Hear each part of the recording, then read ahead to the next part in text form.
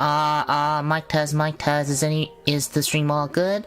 Hello. Welcome. Okay, so today we'll be going over everything that dropped this month, which is Vassago, Awaken PK, Ling Zhu, Sleipnir, Abyss Retrofit, and Lips Awaken. I might have missed something, but yeah, I'll be covering everything this month. And of course, if you have any questions live, you guys can also ask me the questions. Now I can answer them after I finish talking about one thing. So, and of course, if you're watching this in the future, you can always go to the timestamp that will be linked down in the description or in the pinned comments to skip to the part that you guys want to watch. So, but welcome.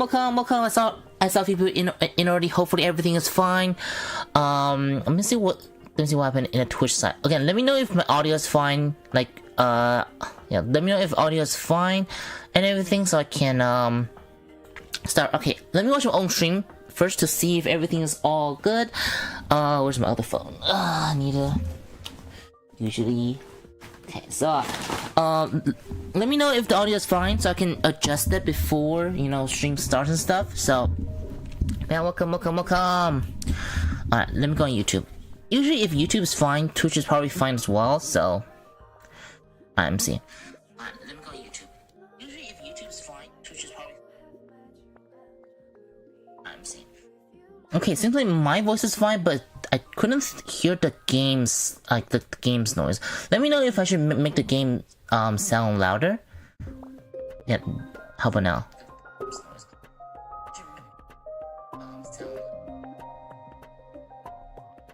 Okay, yeah, now seems to be better. Okay, alright. Let me show myself first. Hello. Okay, so while we wait for more people to join, there's just a little bit of news and ENC, which is a new mecha that's coming out soon. It's looking very interesting. Otherwise, I don't think there has been much that I have not talked about since the last one. Yeah, we got a new Awaken pilot, which I already did a translation in my Discord. And yeah, that should be about it. There isn't much else that I haven't showed, so maybe we should just go into the game right away, or the guide right away. So, alright. So, what do we have to talk about today? So let's see. Oh my god, hold on. Yeah, I need the sound to be a little bit lower so I can like focus on the guide. So let's start with Sleipnir Abyss, because Sleipnir Abyss is the one that I talked about, or that I know about the least. Because I actually never used them before back in NC. So Sleipnir Abyss, Jesus Christ, I don't know what's with my pronunciation at the moment. So let's go to the Retrofit real quick, just to see where's Sleipnir Abyss. I'll just call it Abyss, because I don't know how to pronounce his like actual name and stuff. So Sleipnir Abyss, a very old mecha. Okay, hold on. I might have to change the audio to like music instead of the in-game sound, because the in-game sound seems to have some lag between them. Anyway, so Abyss. It's a little bit, how do you say? It's a little bit unfortunate because Sleipnir, I mean, back when Sleipnir came out, Sleipnir was actually a pretty good unit at the time, but it has been like 2 years, if not longer now, like yeah, more than 2 years now, at least in terms of the NC standards. And the changes that they got are mostly stat changes. Like, I mean, it did get one of the strongest attack in the game now, which is last X ult, but again, for those who has been playing in meta for a while now, stats and just pure just pure damage is not enough to make a mecha that strong in PvP and in PvE. And what else? And yeah, like the thing that they added is interesting. Like some of the things they have is interesting, but again, none of them are really that meta changing. I think it did play into more of his HP. Like, see, like it does a lot of damage, right? Like it can do a lot of damage, but the thing is, it got no CCs on most of its I'm also hold on. Yeah, hold on. The game music is a bit too. Also, wait, hold on. Is there a delay between Twitch and YouTube? Yeah. Yeah, hold on. I couldn't focus with with the game music being this loud as well. So hold on. Yeah, let me turn it down a little bit. Like if you go into this data, I don't even think it have much of a force grab at all for its even for the strongest attack. So now if the enemy is somehow doesn't have a counter or doesn't have anything that can really counter against any attacks, then sure it can probably do a lot of damage. YouTube is still dead. Wait. What? Hold on. Wait, what?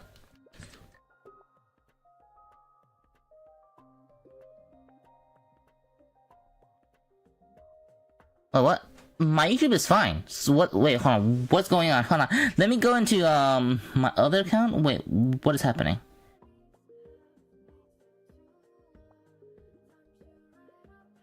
Nani? Mic test.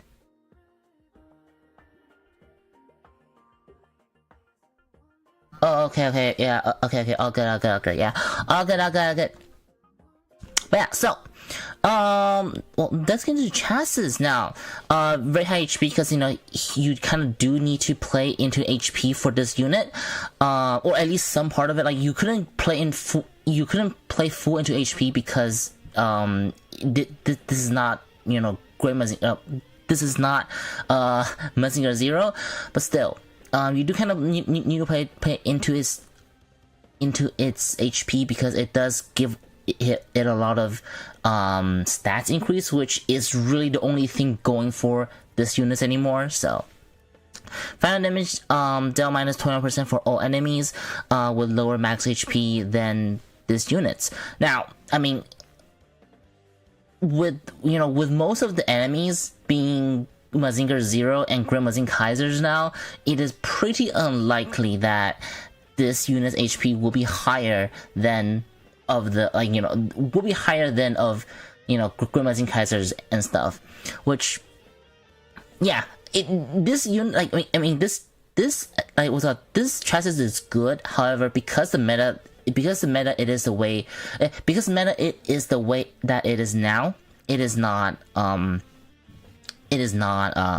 what's called good for this meta. So, and of course, final defense plus 36%. Now, let me double check if his final damage value, because sometimes, you know, sometimes EM can have a wrong translation. Yeah, it's just pure final defense. Now, it is good that you have like 36% final defense increase, and of course, based on the current ratio and max HP, like based on the ratio between its base HP and its max HP, it can also further increase it by another 35%. Now, it's, how do I say, it's good, but like, it needing this extra requirements of having like a certain amount of more HP to get this effect is a little bit, like, for example, right, let's compare it to Qitian, which give 33% I think right away, and then if it takes damage from like fire or explosive and some elements like that, it will doubles it, making it 70% final damage reduction. So you got recent units that doesn't have any, like, that doesn't require any conditions, or like that requires a very little of conditions in order to get like almost 70% final damage reduction, compared to this units where you get a 36%, but then you also need extra HP in order to get another 35%. I think is a little bit, I don't know. It already didn't get as much increase, or it already doesn't have as much increase on the thing that it should be buffed, and now it got this kind of quote unquote buff. It's just kind of, or this kind of requirements is kind of just, I don't know. Or at least make it without a limit. Like, I don't know why they add a 35 limit here. Maybe because to prevent people from, like, doing even more, but I don't know. I think it's a bit too low for a mecha that come out for today. So, and of course, the last line is actually a little bit better in my opinion, which for every 200 of self max HP boosts the unit's attack by 1.2%. So if you stack HP, then you can potentially get his attack to very high, because you can just divide your damage, like just divide your HP by 200s, and then and time it by 1.2%, then it will do that much amount more attack. Now that is good because some of the units now, like for example, even Ling Zhu and Grand Mazing Kaiser, Grand Mazing Kaiser and Mazinger Zero, they usually don't have firm steel, so adding attack might actually be quote unquote good now, because you can just if you do more damage, there are more chances that you can go over the threshold of Mazinger Zero and of course Grand Mazing Kaiser as well. And of course, if the enemy Ling Zhu are not using firm steel, which is a possibility now, because Ling Zhu doesn't really require firm steel per se, because it just doesn't take much damage at all. And even if it does, it will regenerate a lot of HP back. So if you're fighting against those units, and if you get lucky that where Sleipnir actually is able to hit them, then maybe that will be good. If you have a lot of HP, so you have a lot of attack buff, and combine that with having the strongest move in the game at the moment, I think this particular line in the franchises are actually good, while every other ones are just subpar compared to for today's meta. And for final damage value, they are plus 30%, this is your standard modeling units thing now. And once every 6 seconds, attack deal will swallow enemies target by stealing 5% of their max HP. From 300 onward, anyone is unkilled if the enemy's max HP are too low, basically. And you also recover 20% of self max HP. Now, it's good on paper, I should say. It's good on paper. And it also kind of get a 20% HP increase every 6 seconds, because you'll be attacking, right? So basically you just get a free 20% HP increase every 6 seconds, which is really strong. However, in practice, at least in high, like if you're not in top PvP, right, then probably enemy might have a hard time to kill Sleipnir, because it would just be regenerating more HP than it is taking, while slowly chipping down the enemy's max HP and such. But even if you want to use this against Zero, it is more possible that Sleipnir is one-shotted by Zero before Sleipnir can utilize most of his chassis, because aside from HP, he really doesn't have much else going for it. If you don't want to talk about iframes or some other like final defense increase, most other units have those, and most other units will die to Zero in one shot, or some other broken units that is like how do you say, like what's that guy called again? The guy that can Leviathan, right? If you it's not gonna stop you from dying to those in 1 second, let alone waiting 6 seconds for you to regenerate 20% of the HP. That's just kind of how meta is at the moment. So yeah. Now you can, because it have this skill, you can actually make this unit, like if you focus on this unit purity, you can probably make this unit unkillable depending on the build you have on them. Like for example, if you have Byron, or if you have Hongwu on this unit, and if you build it right, then you can probably also thank you for the follow. Thank you. So you can probably make this unit unkillable, but that's as far as you can really get this unit to be, because its other things really didn't get improved as much, aside from just getting higher damage, which again, those who play in high PvP knows that now.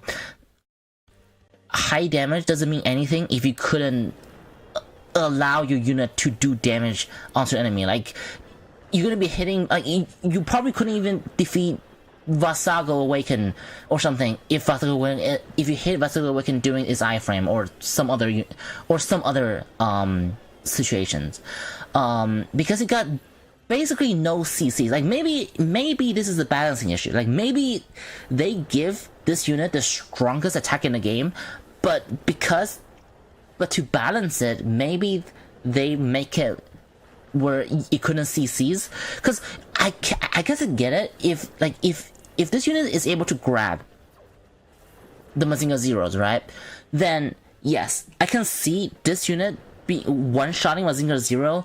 Potentially, because you just do so much damage that it will go over the threshold and it will just, you know, kill Zero. Like, it can potentially kill Zero very quickly, but because that will be too OP, I guess, because, you know, they want to sell Mazinger Zero or something, so they didn't make the move have any CCs. Thus, it really depends on luck. Like, the only time that I can see that happening is if your enemy, like, if your allies are stunning the enemy Zero or are putting enemies Zero or some other unit that doesn't have firm in place, then having this unit to use his exo on it, they can probably actually do some damage. Otherwise, yeah, I don't know. But yeah, that's the issue. The builds is just unfortunate unit. I think I was considering getting this unit, but yeah, it's not.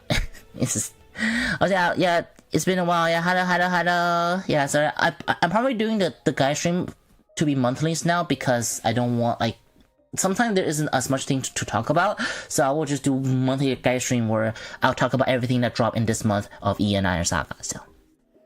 Alright, so, Sleipnir. Now, this is a build I'll probably go for, where it is like a mix of tank and also, HP, which is still tanking, but, to be honest, because, you know, unless you're Sleipnir or Mazinger Zero, HP really isn't.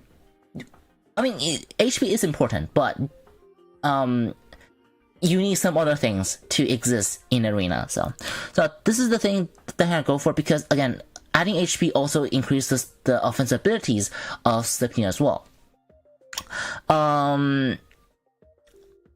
So for the core, I'm going for this core because, first of all, I don't think you should go for anything offensive because you don't need offensive abilities for Sleipnir anymore because you already do the maximum. You probably will already be doing the max amount of damage that this unit will be or like you probably like even by not increasing any attack or just by building a tank as a tank, you can probably go through the threshold for to fight against Mazinger Zero or Great Mazinger Kaisers if it have the opportunity to do that in the first place.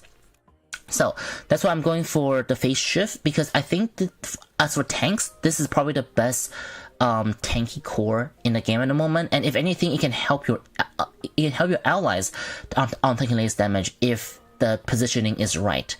So you can go for other ones, of course, if you have them. If you don't have like phase transition, you can obviously go for just your pure HP builds. Like for example, you can go for the pure HP core. You can go for active core even for even more healings, or just the one that is that they suggested. I really wouldn't go for actions because again, most of its ability doesn't have CCs, so it doesn't really matter what damage or what move it does, as long you can touch opponents. Like as long as you can touch opponents once to activate the 20% HP increase and the swallowing HP effect, that should be fine. Like that will be fine for me. That would be fine by me. As I can touch opponents by doing that, that will be fine by me. However, but that's why I really wouldn't go for action speed, because you just don't really rely. I mean, it does rely on iframe to do, like, you know, to exist, but that's just for most units. And with the amount of action it has, it should be able to do that pretty consistently. So if it couldn't do that, then it doesn't matter if you have action cooldown parts as well. You will just still die by whatever that is stopping your enemy. That's stopping your units on using actions. So, and as of welcome, and now as of the shells, I'm going for claws mainly just because it can hopefully. I'm not even using it for the healing effects because again, it will be a miracle that can even hit the opponent. So I'm mainly using this for the extra damage range to potentially maybe by a little pixel to reach the opponents before they go into iframe or before they go into a counter or whatever skill that they have to potentially hit Sleipnir, to potentially hit this unit's back. So that's why I'm using this clause here. Of course, you can use, you know, high shell, absorption shell, or some other shell, but I think claws should still be the best options overall for Sleipnir. I don't think there's any other core that I think will be better, unless you're using this in PvE, which I wouldn't use this in PvE because it kind of go against, which I guess I'll get into later. So, but anyway, for PvP. Yeah, I think claws is the best. And now for the support is a little bit more depending on the meta. Like for example, I'm putting more HP just because more, you know, adding more HP means more defense and more attack, right? But in a meta where there are, say, Wallong Thunder, which is not in EN yet, but let's say when it comes to EN, right?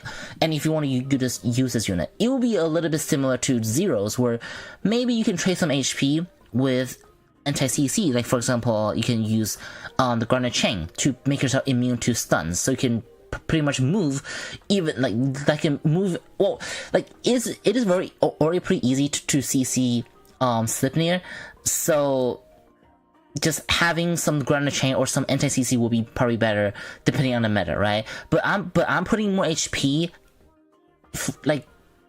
for against overall unit. Like if it's not against any particular meta, then probably HP will probably be better over, it will be more versatile, I should say. Like you wouldn't go wrong with it. But depending on the meta, you should probably definitely use something that can, like a Garnet Chain or some other anti-CC parts, like even Chassis Stabilizer or some other parts, or even, you know, Shockwave Meditator or something like that, to potentially increase more survivability. Or for example, if you're fighting against, you know, Cheetian, once the trophy drop, a Phantom Interfere device will also be a very good choice. But now I'm just using this for even more HP at the moment. And now for the armor. Now for the armor, for the safety of Abyss, I'm going for Firm Steel, because this guy is no Mazinger Zero. You cannot exist. Like if you're not using Firm Steel, you might just die. Like yeah, it is not zero. It is not zero. Is the reason why you should use Firm Steel instead of any other parts.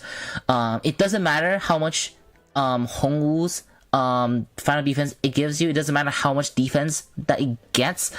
It is not zero. It is not zero. So you want to use Firm Steel. So I mean, I think you probably can. Like you probably can work if you use large armor or something like that. But it's much safer if you use Firm Steel. I wouldn't trust stats. I should say I wouldn't trust stats to tank things in this meta anymore. So yeah. Oh wait, what's happening? Whatever. And now for the clothings, definitely HP. I don't see any other options, or I don't see any better stats than HP.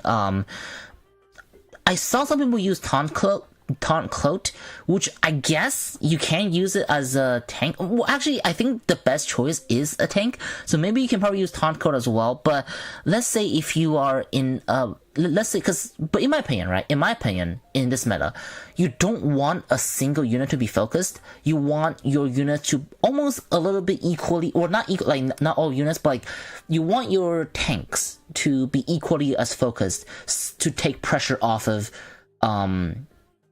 like all you like. But basically, and this is my opinion. Again, this is my opinion, but I think you should build this unit as a tank, but you also don't want anyone to focus particularly on this unit. Which I mean, but I don't know.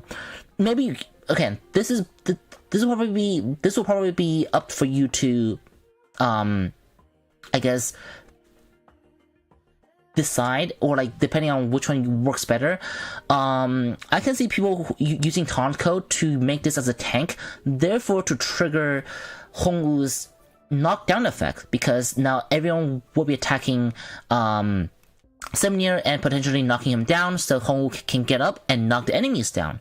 I can see that being a trick that people can do, but I will go for more HP so it will be hit equally as some other units, and it will also increase the defensibility and offensibility of Sleipnir even more. But again, I've seen people use Taunt Cloak. If you want to try that, you can definitely try this as well, but I am just using this one for HP because you wouldn't go wrong, right? You wouldn't go wrong if you just go for more HP on the parts where you can go for more HP. So, and now for the co-pilot skill. Now for the co-pilot skill, I went for straight anti-CCs.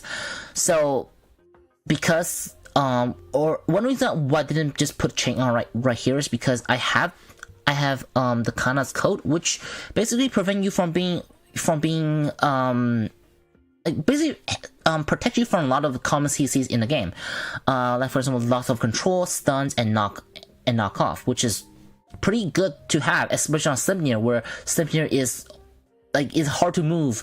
Like Sleipnir is already much harder to move compared to some modern units, and now at least it has some protections against some of those effects. So.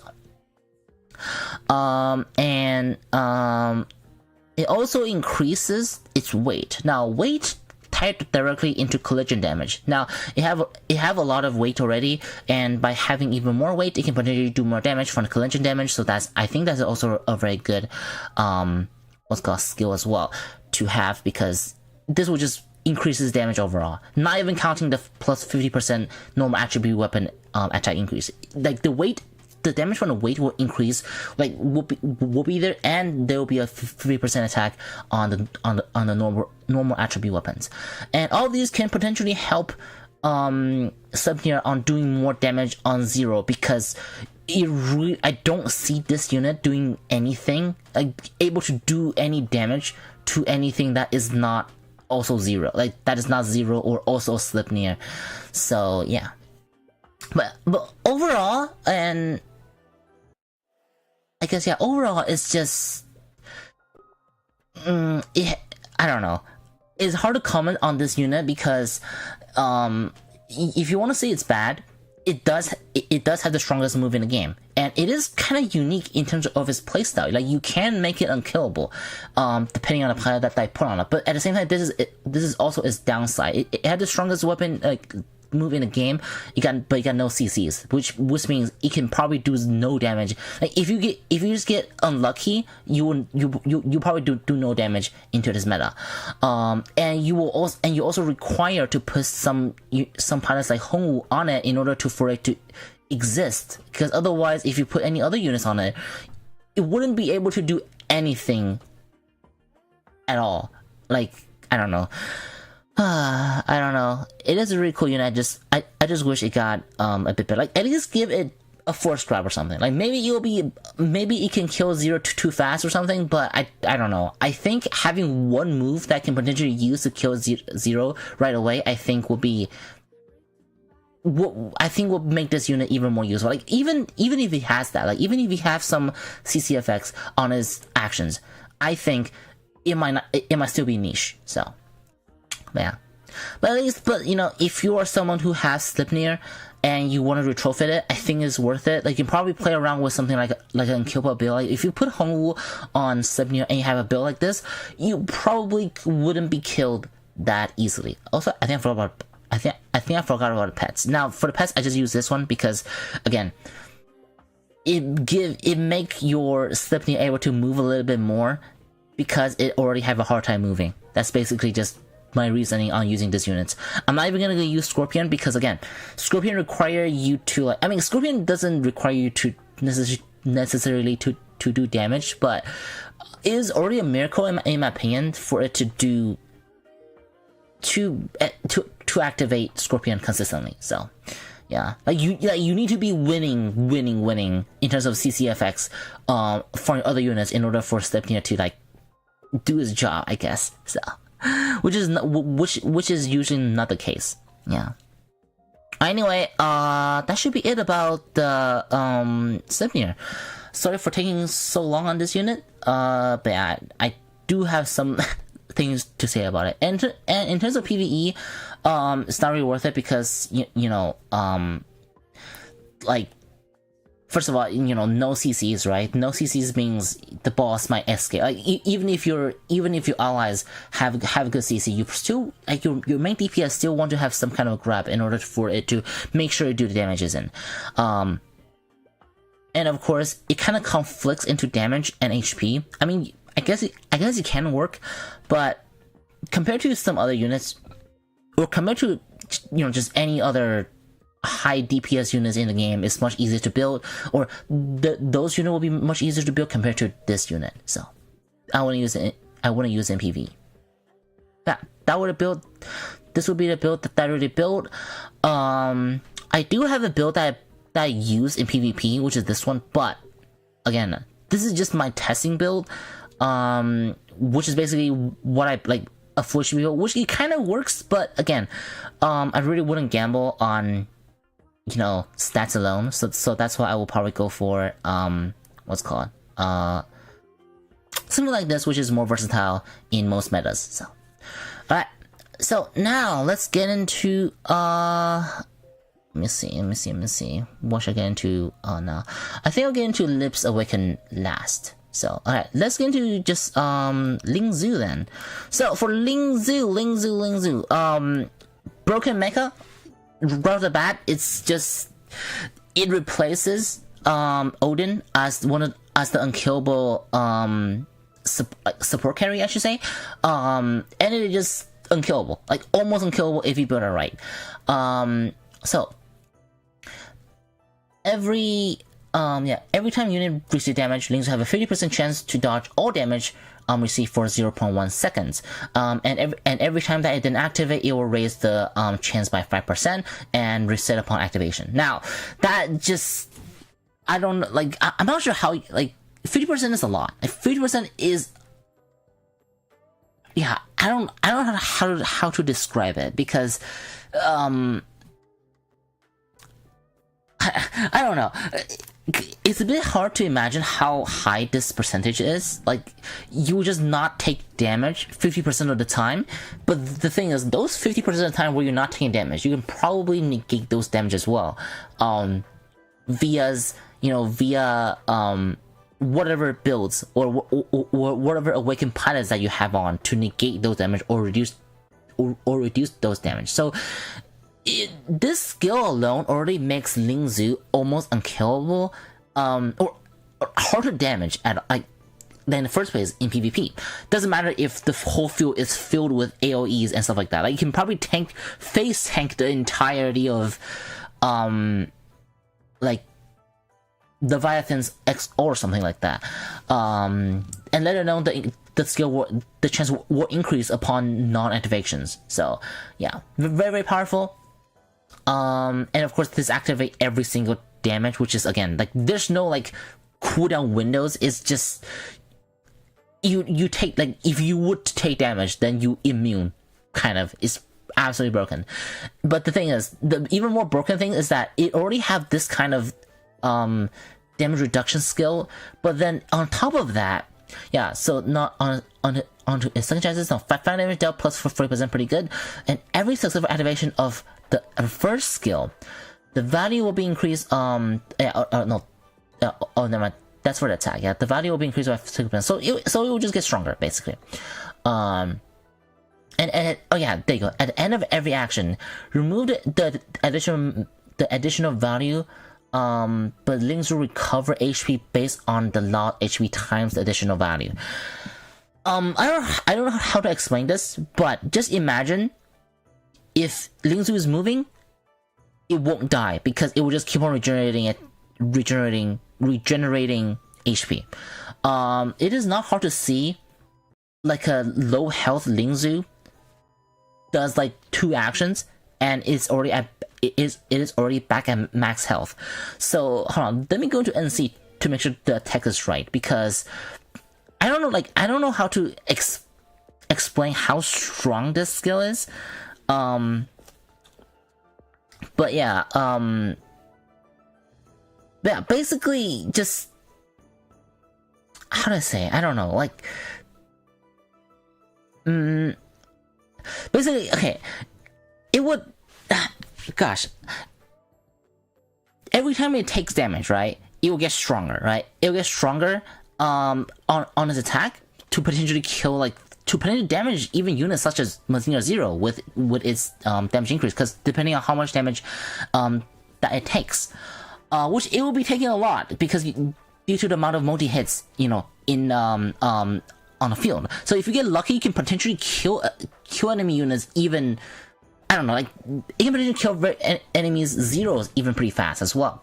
But the thing is, after the actions, like after an action, it will reset those extra damage increases, and it will regenerate that amount of HP, which will be a lot. Like as like let's say if it activates 10 times, then that would be like 60%, right? Then it would regenerate 60% HP, something like that. It's probably not exactly, but something like that. That's why you will see Ling Zhu regenerating to max HP right after an action. And now, can you imagine how to kill this thing? Where it will dodge 50% of your attack, and as long as you are able to make this units move, which you can easily do by putting it on Hongwu or some other units, then it will regenerate back its HP to max. If you give it the chance to how to say to do anything essentially. And what else? And like the only way to really kill him is to one-shot it somehow, like using Mazinger Zero's grab. Like if Ling Zhu gets grabbed and if it gets unlucky to not trigger as much of the holy prayers, then maybe I can see Mazinger Zero one-shotting Ling Zhu, which is how Ling Zhu usually dies in the meta anyway, where it just gets one-shotted by something that kind of overwhelms it by the amount of multi-hits and amount of damage, or if it just get unlucky by not triggering the holy prayers. So yeah, like I'm not sure if I'm like really doing a good job to convey how strong it is. Just imagine just high damage, high HP recovery, and almost undamageable, or 50% chance of not being able to be damaged, to a point where this unit can solo, which I think I already showed a video about this, where this unit can, like, if you have the right build on, this unit can potentially tank 4 units for the entirety of 2 minutes, and win the game, because none of your units died. Like, none of your units died because you know Ling Zhu is your only units, right? So basically, Ling Zhu have a potential chance to win against the, like, if you have the right build, Ling Zhu will have a higher chance of winning a 4v1 than, Ling Zhu will have a higher chance on winning 4 units than the 4 units will have a higher chance winning Ling Zhu, depending on your builds, right? So, which I think can showcase in this then his stream later. So yeah. And now on his weaponry, I got fist weapon, which is even better, you know, for this one. And he also got long handle melee, which is also pretty good. By having these two, which is I would say probably the best kind of melees to have, because the long handle can give you some CC parts that can knock down enemies, and for the fist part you can use the claws to do more CCs, and of course regenerate even more health, even though Ling Zhu doesn't even need claws in order to regenerate the health, because it already have the second chassis. So, and now for his unique abilities, now I don't think his unique abilities are anything too special, because most of the thing that is special about him are its chassis that combine. I mean, it is still good. It is still very good actions. Nothing really bad to say here. But it's the fact. But the thing is, the fact that some clones can potentially not be a good thing, because clones are usually back then clones are pretty good, right? But a short-lasting clone can potentially be not a good thing, because it can potentially give your opponents chances on activating their skills without much.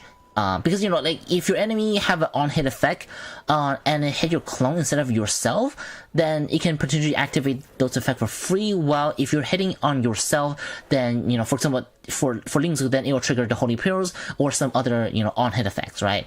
So, but this is the only downside. Like, this is really the only downside that can that Ling Zhu really have, in my opinion. But and it's not even really a downside. It's probably a good thing too. That I have clones, so to take the aggro off or something like that. So yeah, pretty awesome. And let's get into the builds. Let me see. So builds. I'm not gonna show the home build first, but I'm gonna show you the tank build. So something like this, right? Something like this would work. For hydraulics, you want to use as much. You want it to spend as much action as possible, because by doing so, it will, have more chance to regenerate its HP, because every time after it finishes its action, it will regenerate the HP back and back at full health again. So you definitely want it to spend as much action as possible. And now for the shell, you don't need to use claws, but I'm just using claws for more chance on hitting the opponents, because it can do good. It can do good damage. However, if you want to, you can obviously use something like fire blasting. No, fire blasting blade is not really that strong anymore, because the fixed damage never really got increased. But it is something that you can use, as well as some of the units like what else? Like long handles, right? Long handle for even more CCs on enemies. You can even use something like demolition hammer, because a lot of multi hits, and just because again, it doesn't need a shell to regenerate its HP back, because it just have it by default it already have a very strong, probably the best HP regeneration skill in the game at the moment. And now for the coatings, I'm just using the best tanking support at the moment, which is the Shockwave Meditator. Of course, you can use some other ones that you had, like for example, emergency detach system. If somehow your Ling Zhu is getting a little bit more overwhelmed, or just some other support skill that can counter CC. Like for example, when what's it called? Wall and Thunder Drop. You can probably use something like Grounded Chain or something like that. And now for the coatings, definitely Firm Steel, just in case. It doesn't really matter. Like, I think there isn't really Firm Steel is just for the safety, because Ling Zhu is actually a unit that doesn't require you to have Firm Steel. That isn't 0, because it just doesn't really take much damage in the first place to activate Firm Steel. But just to be safe, I will still use Firm Steel in case you get very unlucky on the Holy Prayer activations. And if you're not using Firm Steel, then a good one would be this armor, the Shore Armor. Now the Shore Armor can just protect you from a lot of ranged attacks that can potentially, like for example, if your Ling Zhu are getting grabbed by something, and at the same time you're also being blasted by, Mazinger Zero's beams that is just everywhere, right?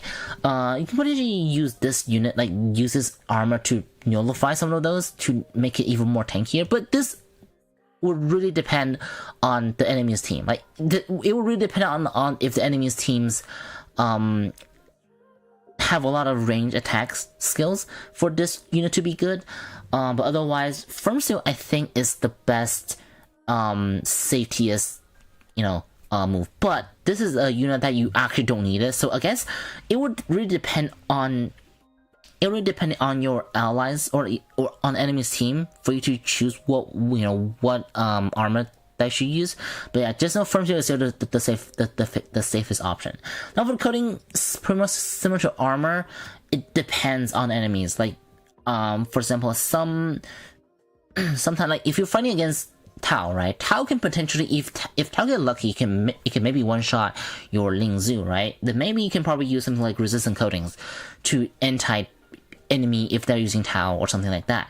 But otherwise, if let's say if the enemies are targeting your Ling Zhu a lot or something, you can probably even use camouflage coatings if you are using it as a support carry. Then I think this works as well. Otherwise, yeah, total armor, just or depending on the build, right? Even Taunted Cloak might work. Like if you have Hong Wan, like even Taunted Cloak might work in a team. So, yeah, again, heavily depending on the enemy's units. But I'm just putting the S code on because I think it's the coolest one, and I think it can potentially help you anti-Tau if the enemy are using Tau and stuff like that. And now, for the pet, I'm going for the fish because it does a lot of fire damage, so it can potentially activate a lot of the fish, or it can potentially scrape a lot of damage for the fish's shield, which I think can really help on its survivability even more. However, you don't really need this because again, Ling Zhu already have a really strong survivability skills, so. Yeah, if you wanted to have more some CC effects or some damage potentials, you can actually use Scorpions on it. Because, multi-hits and you can activate, its damage and stuff like that. So, pretty good. Scorpions is a really good choice if you're feeling a little bit more courageous in PvP. And, of course, you can also use some other ones that just... It's not picky. It's not picky. I think Pisces and Scorpion are the best ones. But there's nothing stopping you from using something like Cancer, right? Like Crab. Where's Crab? I don't have, yeah, Crab. Can even use GM01 and have some other armor too as well. Even this unit, like, cause it can even be, a pet carrier if you want to. But again, if your Ling Zhu is dying a lot, then probably Pisces or Cancer for more survivabilities. But if you want your team to have a little bit more oomph, then probably Scorpion or some other CC or some other CZ parts might actually work as well. Or you can just put some against anti-CZ parts, like for example, GA29 or some other skills, so you can make your Ling Zhu move even more to activate more of his heal and stuff like that. So. And now for the tech skill, now this is really dependent on your pilot. Now for support pilot, I think the best one is definitely still Nureha, because again, Ling Zhu, even though they can dodge a lot of the attacks and stuff like that, right? Even though it can dodge a lot of attack by default, but it couldn't really heal until it do damage, right? If your Ling Zhu couldn't move, then it would never recover the HP, and it can potentially die before anything happens. That's why I'm using her still, which is a go-to pilot that you use on Rhea, so we can potentially heal some damage, heal some HP if your Ling Zhu is getting hard CC'd or something like that. So yeah, and for the pilots, I just recommend support pilots. Like, it replaces Odin. It replaces Odin on as probably the best support carry so far. If not, still the best probably. I don't remember what NC units are at the moment, but purely tanking units wise, Ling Zhu are the best, I think, still, even NC, as the best support carriers, just because of how strong it's just probably the best sustainable pilots or mecha in the game. So, and then for the other builds that you can like 1v4 people, like for example, if like this is for support carrier, but if you want to use like a very annoying build, even like that can probably tank 1v4s, will be something like this. Now again, the build depends heavily, like very, very heavily on the enemy's team, because you couldn't possibly build a Ling Zhu that can cover every single enemy teams, but this is something that can, like, this is an example of how you can make your Ling Zhu unkillable even in the face of 4v1s. And the idea for this one is using the Juice Stone and the Hydraulics to spam as many actions as possible. Using GM01 so you don't get potentially one-shotted. Using the armor here to go against the range attacks, because Hongwu already have a lot of melee defensive abilities already. So having this is just mainly in case of enemies are using some kind of range DPS. And then total armor, just if when you get grab and such, you can obviously use some other ones. Shockwave for more tanking, and of course claws for more reach on the attacks. So this is probably something what I would go for Ling Zhu, if you want to make it as like the tankiest possible unit or the most annoying possible units in the game is something like this. Again, there are different ways to go about this. You can probably you can do the similar things with Rhea. It can probably work as well. But the thing about Hongwu is that Hongwu can punish enemies even if they can punish enemies as long even if they attack Ling's even if enemies attack him. So that's why, I mean, Hongwu has always been the most cancerous unit in the game at the moment. So if you compare the most cancerous unit in the game and the cancerous pilot in the game, you would just get like an abomination of unkillableness here. So but yeah, so that should be the builds that I will go for Ling Zhu. You can I think it actually has some kind of damage in PvE as well, but I wouldn't really go for it because there are just better ones that can get down the road. But what I want to say is that though, this is a unit where this is actually the first unit that I would recommend to to new players too. Even though Ling Zhu are mainly for top players, because if you are not a top player, you don't really need this unit. You can easily substitute this unit by using something else, right? You can easily substitute this unit by using even Mazinger Zero down the line. You can use Mazinger Zero as a support carry. But because of its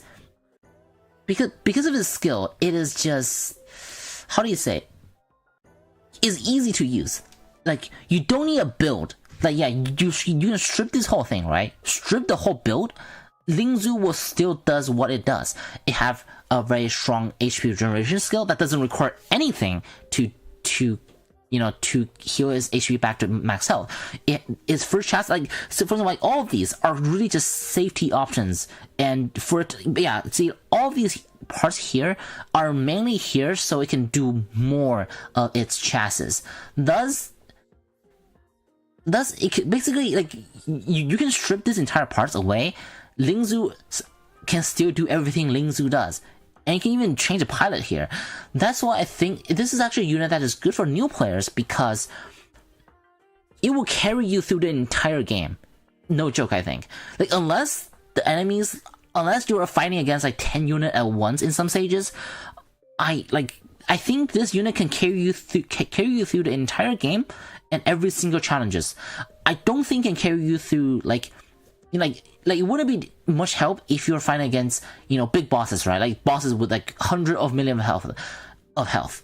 But actually, even for that, this unit can still be a tank for your unit, for your team. So yeah, actually, even against big bosses, this unit can help you. This unit can help you be the tank. So yeah, exactly. Yeah, you can use Ling Zhu as stunning in PvE if you just replace the shell with ultra weight or the much. Yeah, see, exactly. Yeah, so yeah, Ling Zhu is a unit that I will actually recommend new player to get, because again, there's nothing that it can really stop. Every challenges in the game, right? Every not conversation, every single challenge in the game, every stage, every challenges, all of this, you can probably do it solo, probably. You also don't need a build for this. I heard some people say that it is not useful for new players because by the time new players are in top, there'll be better units. I mean, obviously, right? Obviously, but the thing is, this unit is like the Shin Getter Dragon back then, where Shin Getter also doesn't really need any builds potentially for it to be unkillable, right? So yeah, I don't know. I just think that new players should. In fact, the people that I think that shouldn't get this is people that are somewhere at the top but want to wait for next mecha to get, so they can use a new mecha to get stronger or something like that. The people say that this unit will be useful for new player are mainly because when they are at top, Ling Zhu will not be useful anymore because Ling Zhu will be outdated. But how do you say it? But they didn't take it into account that this unit alone can carry you through every single PvE stage in the game, pretty much.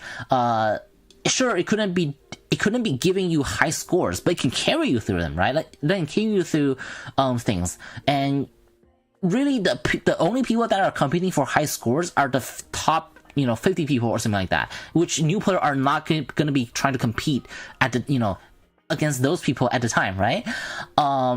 And once the new player are at the stage of veterans, they'll know more about the games, and they will have, and by that time they will know what to roll and stuff like that. And while they at it, Ling Zhu will still be the only unit that can carry someone through the entire game without having to roll some other units for some other jobs. So yeah. Xia Sheng is a must or not? I don't know about that yet. I haven't been paying to NC meta at the time, but I'll talk about Xia Sheng or Xian Sheng when it is in Ian. So yeah, I'll be doing more research on it. So, but yeah, so I think that should be it about Ling Zhu. Yeah, good player, or good mecha to get for both top players and new players. For completely different reasons too. Yeah, for completely different reasons. So, alright, now on to Mazing, or what's it called? Vassago Awaken. Vassago Awaken Fist. Now, I had to put a disclaimer first.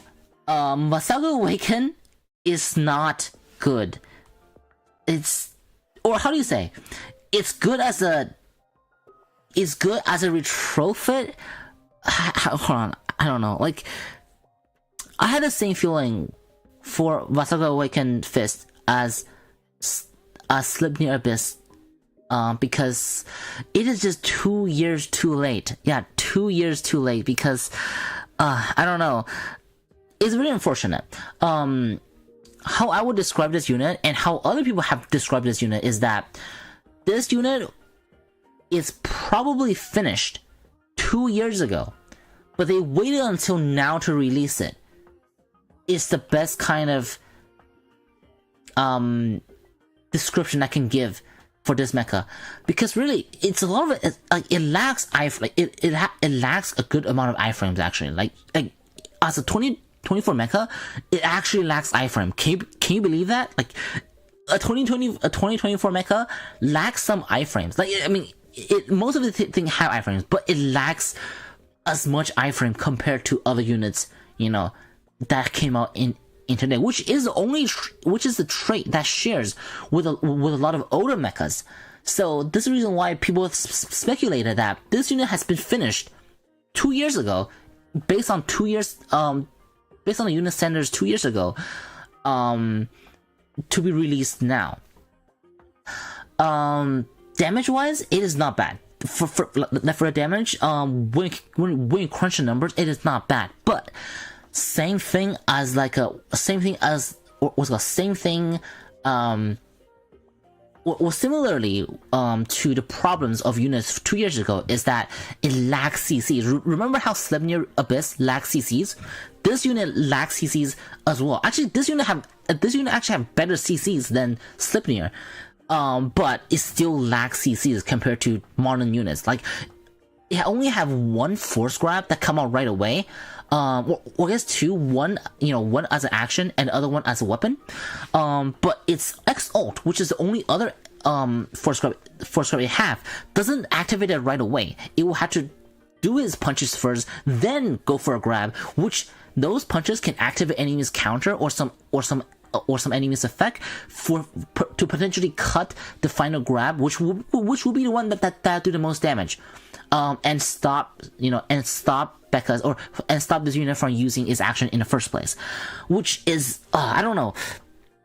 I think unfortunately, similar to Sleipnir Abyss, it is just unfortunate. It shares so much traits as units that's been 2 years ago. Like, if this unit came out 2 years ago, then it would be meta for sure, because Becca's Awakens are also peak at the time, which I think should have been the time where they released this unit, because Becca's Awaken was OP.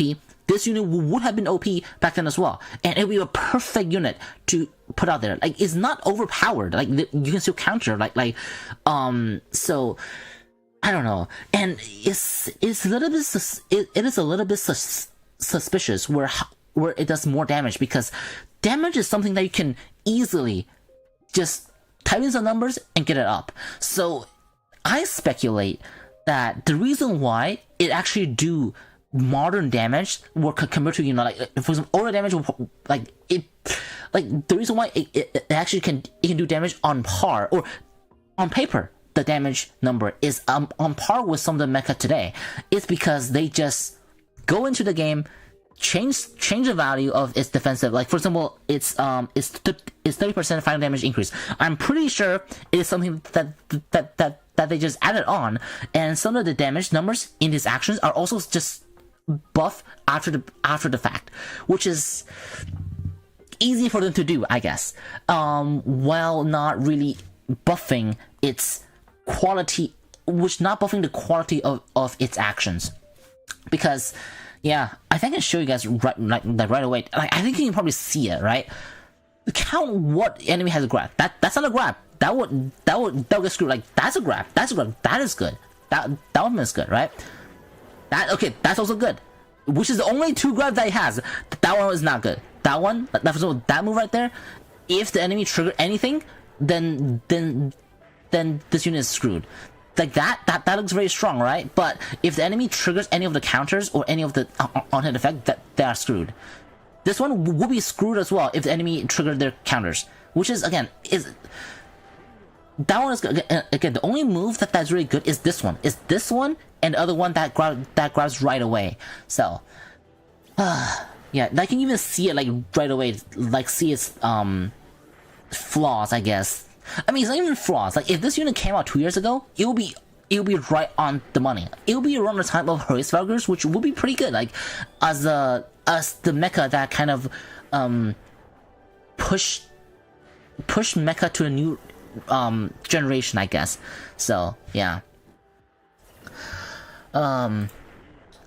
If you don't know, it's not gonna save it, because its quality of action are just not. I mean, obviously, if you couldn't use Becca's Awaken on it, like, if you can use any other mecha on it, it will obviously be better. But at that point, why don't you just use those mecha on someone else, right? Like, why don't you just use Byron on Leviathan or some other units where they have their own gimmicks, and their better quality of action, where it grabs right away and stuff like that, right? Or have force knockdown and such. So yeah, there's I think I give some, like, examples, right? So for Sleipnir, right? For Sleipnir Abyss, even though its quality of action is not great, they have things going for. First of all, of course, it doesn't have pilot locks, but you can still play around with it by putting Byron on it, so making it unkillable, because it will just regenerate 20% HP every 6 seconds. So that's a gimmick right there. It's sort of usable right there. It's not the best, far from the best, but it's usable, even though it's outdated. And then we can go look at Mazinger Zero. Mazinger Zero and Great Mazing Kaiser, both action are not good. I think I talked about before. The quality of actions are not great. The only thing that is going on for them, is its incredible, insane chassis, where if you just stack HP, then it will be unkillable, and it will also be doing insane amount of HP. And for in Zero's case, Zero's have the AoE map attack, where it can still potentially scrape some enemies to death using its chassis. So both Mazinger Zero, Great Mazing Kaiser, and Sleipnir has its chassis as the saving grace of their bad actions. But what's called Vassago Awaken doesn't have a good chassis. Like, if you go look at it, where is it? Yeah, Vassago Awaken's chances is just produce a force field, block, all range attack. Yeah, like, I mean, what are you trying to fight against? Dream Guardian? You know, are you trying to fight against Dream Guardian? And then, what's that? Yeah, activate after 15 seconds. All stats of pilot, including attack, defense of pilot, as well as mobilities, action recovery, and just the good stuff, all increased by 15%. Good skills, right? But can it survive past 15 minutes? Past 15 seconds in the first place? Using Becca's on it in the meta where, you know, where for the first 15 seconds, the map is probably filled with AoEs that will probably kill Vassago Awaken like 20 times over. Like, I don't know. Like, and even after this buff, right? It's not going to beat things like Byron or Hongwu that can spam without caring about the cooldown speed. So like, and then the second chance is final defense plus 30%. Attack delta enemy have a 50% chance to increase the to apply 50% more damage. It's not gonna do anything, man. It's not gonna do anything into this mode. Like, maybe it can punch zero, but the thing is, but you have to have, like, the enemy zero have to. Okay, the only condition, you know, I don't know. I don't even know if this extra damage can punch through zero's threshold with the thing he has. So yeah. While Sleipnir, Mazinga Zero, and Grand Mazinga Kaiser have their actions, or have their chances to carry their bad actions, Vassago Awaken sadly does not have a chassis that can carry this body plan. I don't like this model. Like, I don't know, yeah, because again, both Sleipnir, like, you know, both Sleipnir, Mazinga Zero, and Grand Mazinga Kaiser, and for the future, right? For the future, Horace Valgers, Tian Chan Awaken, all these old mechas, right? All of them are only really carried by their chassis. Without their chassis, they're screwed. They are screwed as this unit. But I guess they don't want to make a free unit. I mean, I don't even know anymore, you know? The thing is, I don't know. They already locked the pilots to Becca's. They don't need to worry about this unit on being overcreeping, because it will not overcreep. It will not overcreep unless they, I don't know, unless they buff Becca's Awaken. So, like, I don't know why they're holding back on making this unit just the best unit in the world. Like, it have two hands, by the way. It have 4 hands, by the way. Why does it only have 2 grabs? That makes no sense. No, why does it only have 3 grabs? It makes no sense. Like, I mean, okay, see, look, Azure Trophy, I think is, if you're talking about as a toy, right? Then yes, that's pretty good, because a toy, because as a toy, it can, like, it looks amazing. It looks like all of his action is designed pretty well, I think. This model, his attack, all of them are really, really nice. But in terms of strength wise, it is just very unfortunate, I think. It is it could have had something going on for him if they just don't hold back on making this unit, like, I don't know, stronger or something. I don't know, like, or give it an aura or something like that, right? Like, give it an aura where, you know, after 15 seconds, every unit in the, you know, every unit in your team can increase their, you know, action or whatever by 50%. Then I think that would be pretty good. Like, people will actually use it, because again, as a trophy, like, those actions are, like, you can see the love put into this mecha in terms of its attacks, but you definitely can see the dev don't want this unit to be so strong. So yeah, I guess, God. And then and yeah, because they have this kind of actions, if you fight against any unit that has, like, for example, hold on, let's go into Hongwu, right? So if you read Hongwu's skills, so upon being knocked down, actually probably doesn't even need that, actually. Let me see. Oh yeah, look. Upon receiving melee damage from a nearby unit, Hongwu, yeah, Hongwu have a 20% chance of knocking down the damage dealers. Oh wow, yeah, this skill alone can screw up. I mean, this skill alone can screw up most melee units, but I think it'll be more of the last one. Yeah, upon being knocked down, right? What's it called? Get off of the ground immediately and produce a short. Basically, just performs an. Oh, I don't know. It's just anything that. Yeah, anything that. Basically, how do you say it? Like Hongwu can sit there for. You know what? Hold on. I think I showed it. I think I showed this to. I think I showed this for better demonstrations. So, let's say we use, yeah, you know, let's say we use Byron, right? And then we go, yeah, go attack. Watch this. They're not attacking, by the way, I think, right? Yeah, look.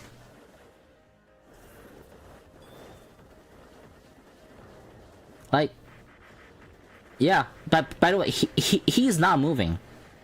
Like, hold on. Yeah, hold on. I think I showed this. Hold on. Where is it? Where is it? Yeah, here. We're gonna use this again to show that he's not moving, right? Probably. He's not moving. See, I'm not doing anything. This is what happens when. This is what happens when the 22 megas fight something like this. Like. Yeah. Is new Vassago worth it? Look at this. Just look at this. By the way, he's not moving, by the way. Just to show why, like, it's a bit unfortunate, because at this point, Becca's Awaken, like Vassago just attacking a non-moving target can be a detriment for zero. Can be a detriment for some of the units in the game. Like if it faces against Byron, and if it faces against Byron, and if it faces against Hongwu, then it's a death sentence because of its, you know, bad actions. If you have some grabs, it might have been able to do something. So, yeah, that's actually doing better at the moment, sort of. Oh well, alright, whatever. Yeah, it's not even that. Yeah, because, you know, the counter immediately cuts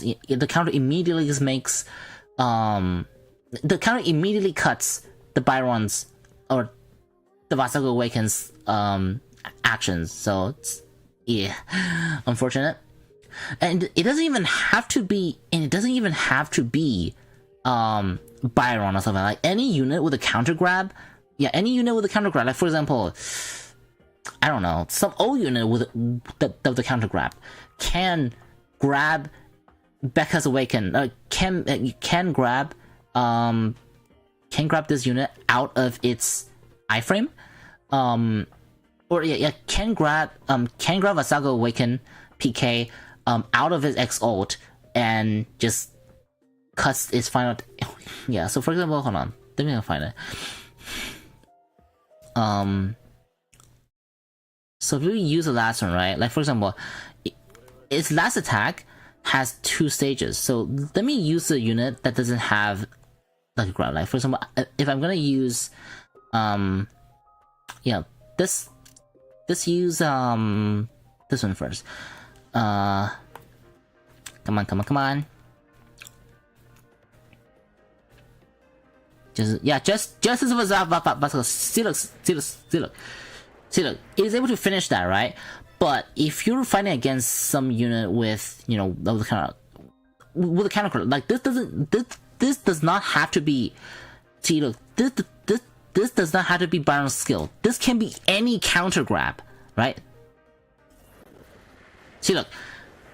Now, this one he got lucky because it it was not a counter grab.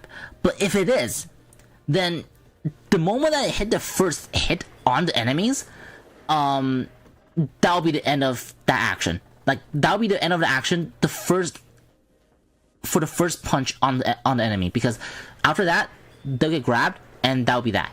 So, and the only reason why it is able to use this is because I have this skill on. Like, for example, I have cleanse on, because cleanse give you G mode, and this is the reason why I built it this way, because you're gonna get, because I know you're gonna get counter grab anyway. Thus I have this. I try so many co-pilot skills, it doesn't work.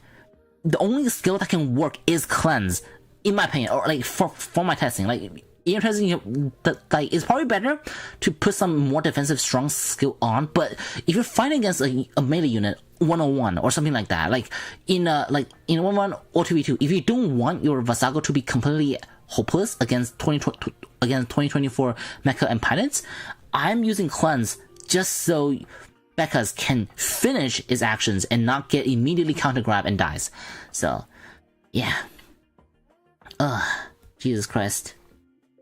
Yeah, justice versus Vassago. Yeah, exactly. Like, did you, like, I'm not sure if you guys are here when the sword version of Vassago came out in EN and in NC as well. They are good. Vassago's sword at the time was good. Like, both Vassago came out. Like, both of Vassago, first Awaken came out and the second Awaken. Both of them are great. Like, both of them are. I mean, they're not like meta, but they are used in top 100 a lot. Like, why couldn't this unit do the same? This unit can easily do the same. I feel like it's not really meta breaking if there's like 20 Vassago Awaken in top 100, right? I don't know why they're. Yeah, I don't know. Yeah, I think they might have a plan to make this unit like. I mean, again, if you put this unit in terms of an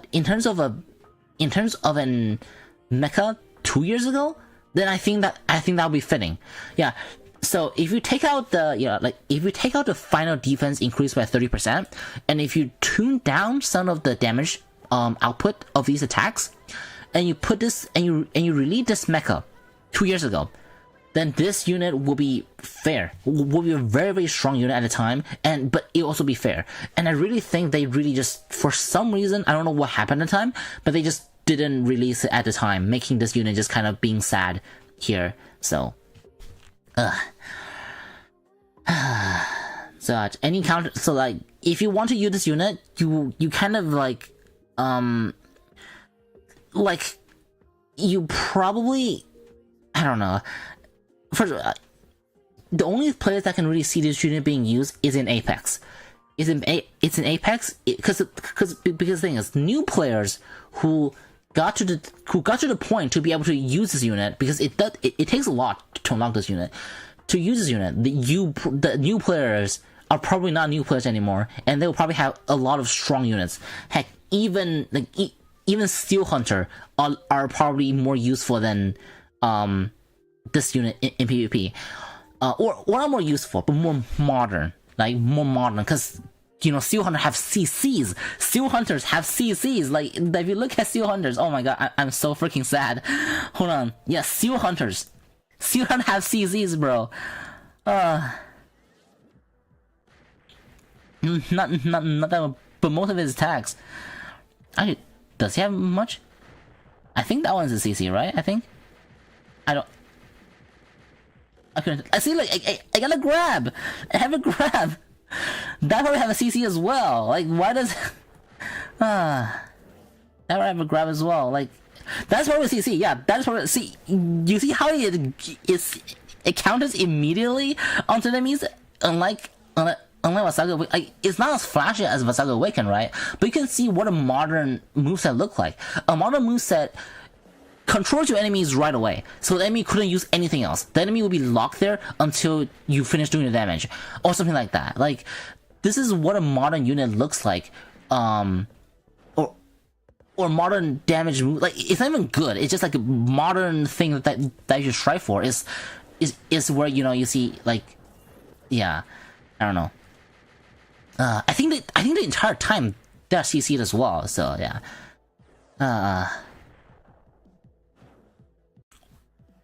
Aisha. Hopefully, yeah, hopefully. The thing is, when it does, they also have to increase Becca's Awaken somehow, I think. Because Becca's Awaken really needs a buff as well for this. Or they make the unit having chassis that is really, really, really strong. And, like, no, they make Vassago Awaken very, very OP. But the thing is, what is holding it back is Becca's Awaken, which was why back then. You know why? Vassago Awaken's sword is like not meta? The only reason is because the base Becca's are holding it back. I think that's perfect. You should make a very, very strong unit that is a protagonist unit, but the hold it back is pilot. Now it might sound as if Becca's is trash, but I think that was great. I think where even though we're like Vassago's sword, like the second version of sword, was strong, was meta, like back then. And what is holding it back from being dominating is that you have to use Becca's in your team. And I think that was a really, really good way to balance the unit out. I don't know why they don't do this. I don't know why they don't do this again when they could have easily done this, especially with this kind of outlook. It looks like you can kill everything in this meta right now. So yeah. Yeah, imbalance in the wrong way, yeah. Or again, like I said before, where this unit was meant for 2 years ago, but it just waited for 2 years for no apparent reason. So, alright, yeah. Enough ranting about this unit. Let's get into the builds. Now, for the core, also I think I may have yeah.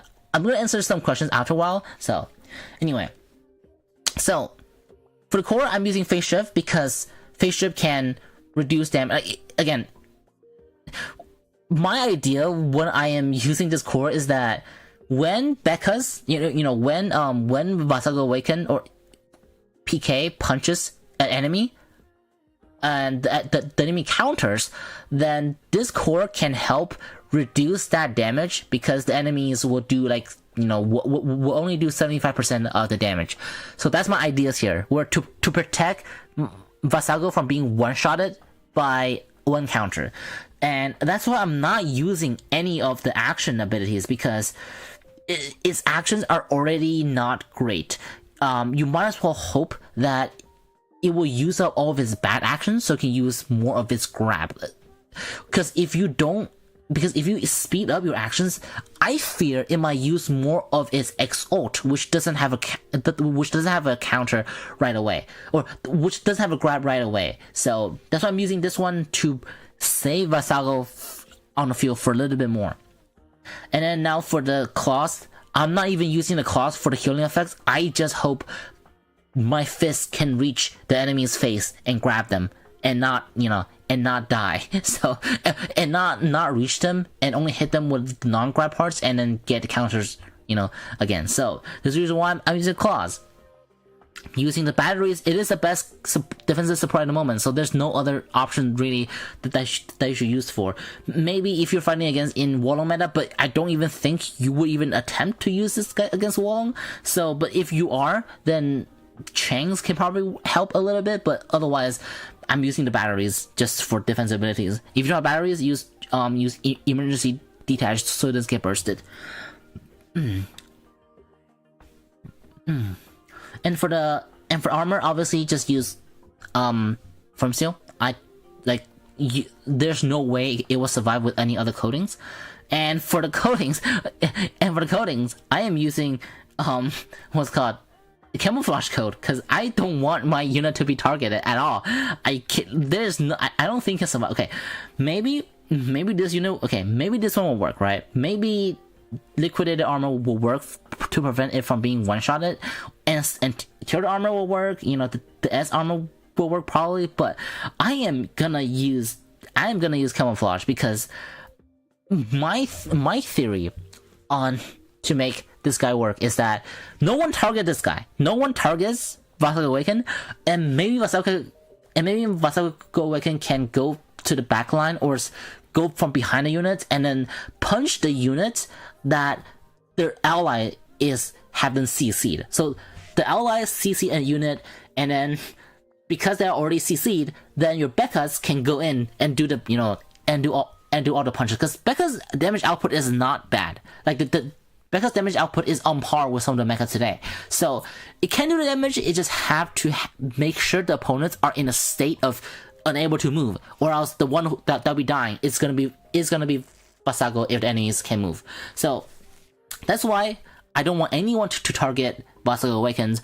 I just hope that Vassago Awaken can do damage on the backline when the enemies are targeting someone else. So, and then for the pets, I'm using the crab because I don't believe Becca's Awaken can do enough damage to trigger Pisces as often. I'm also not using Scorpion because I'm not even sure if Becca's can, like, again, if Becca's action get cut, then you can't really, trigger Scorpion much in the first place. So, like, So, I don't think this will increase its CC abilities without, I don't know. So that's why I'm using Crab. Therefore, it can, like, survive for like 2 seconds longer, or it will not be immediately controlled when it get hit by something. So it will start, moving left and right and potentially escape some kind of death situations. And then for the co-pilot skill, obviously I am using Cleanse because I'm gonna show you guys why. Because again, Becca doesn't have any get out of jail skills. Now, for example, why is Byron and Hongwu strong, right? Or some of the other skills are strong? It's because a lot of them have a get out of jail skills, which is essential into this meta. For some meta, like for most meta today, unless you're Mazinga Zero or some other units, if you get caught and you don't have any get out of jail skills, then you probably are dead before you can move again. So that is especially what Becca's Awaken needs. So that's what I am using. That's why I'm using the cleanse. So when it does get grabbed, right? When it does get grabbed, it can potentially bounce the enemy off to prevent it from being, to prevent it from being hit. I'm actually going to show you guys here, but you can see how my Becca's Awaken are going to Gmo, once in a while, right? That can potentially prevent it from being grabbed. Let's see. See how Dante countered Becca's, right? But it wasn't able to CC Becca's because it was in G mode. So this is the reason why after all of the thing I tested, in my opinion, this was the best, because this is the closest thing to a get out of jail skill that Becca's can get, I think. I mean, there's probably better ones, but in my opinion, or from my testings, really that's the only one that can really feel that can do anything. So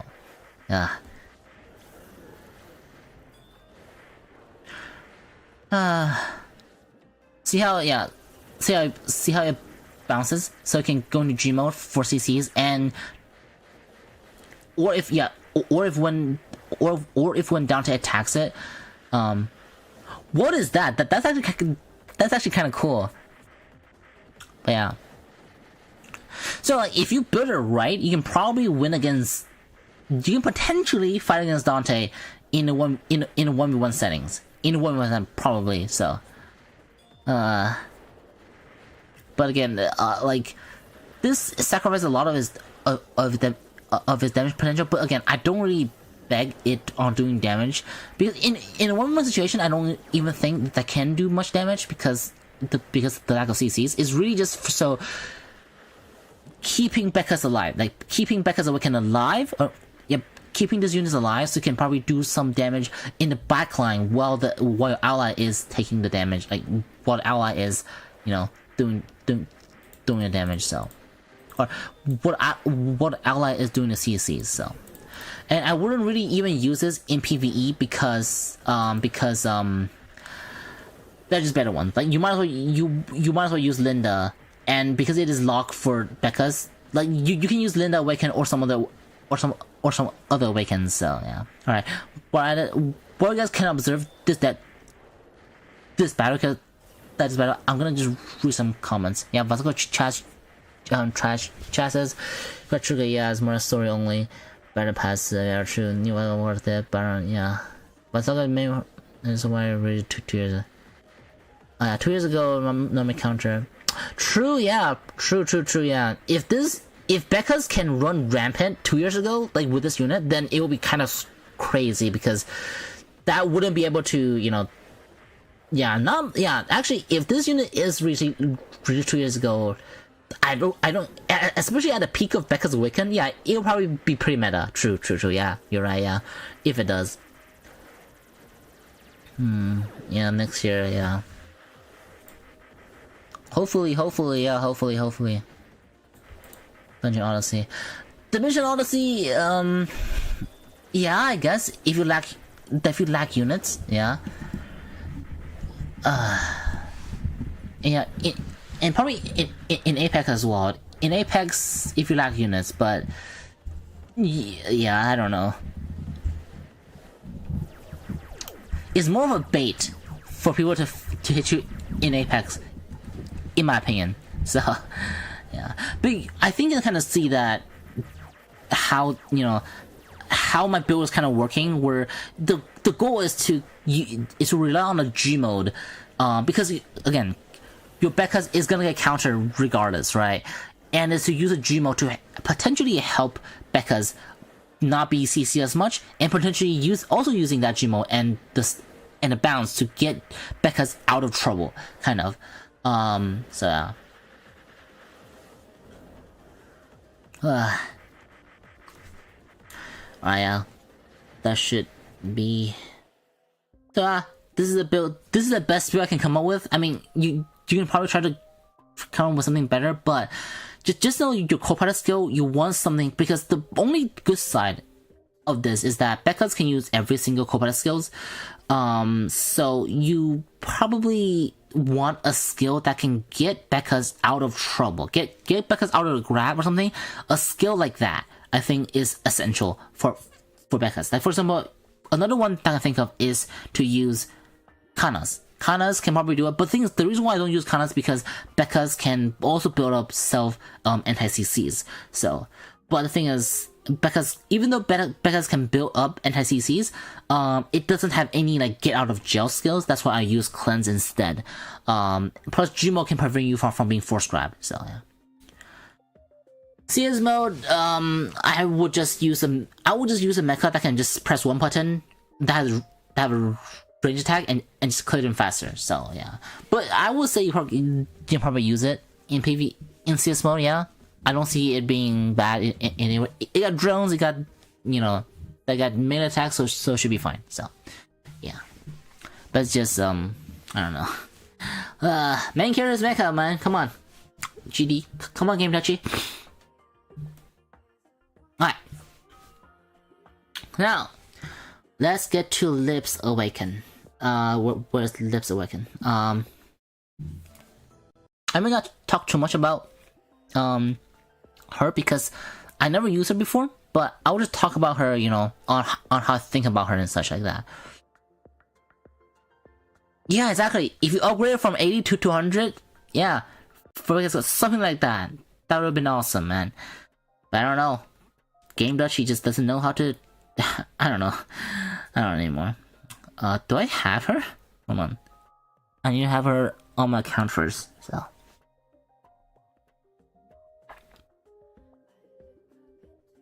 Where is she? Lips.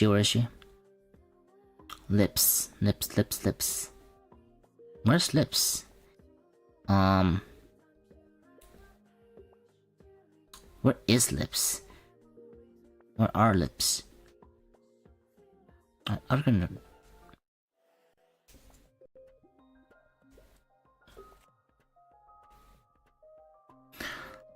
Lips should be pretty modern, actually, I think, right?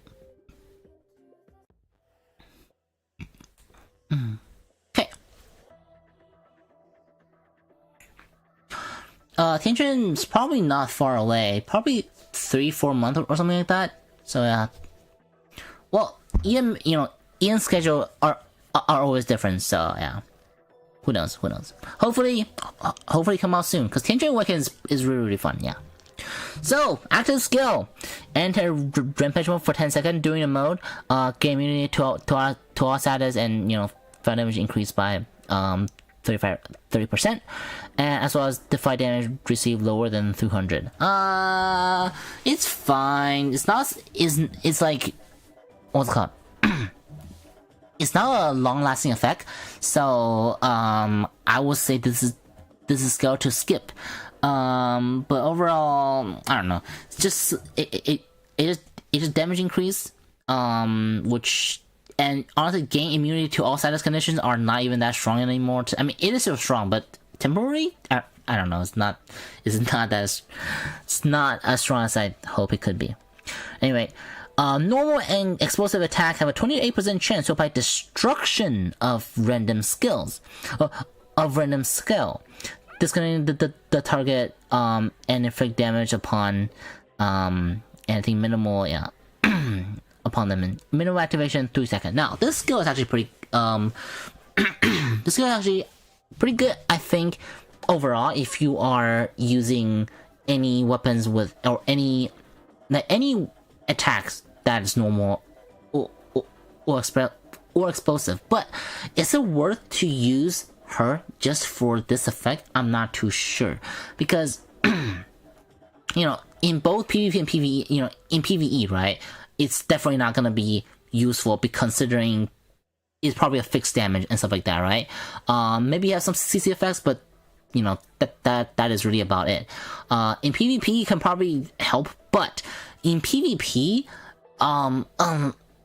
can probably help you one-shot some units if you are still using something like Marshall, like Marshall, but that's the only unit that can really see the skill being useful, because this skill is really just there, I think, in my opinion, to one-shot somebody quicker, and also because it's hard for normal and attribute type to really CC enemies.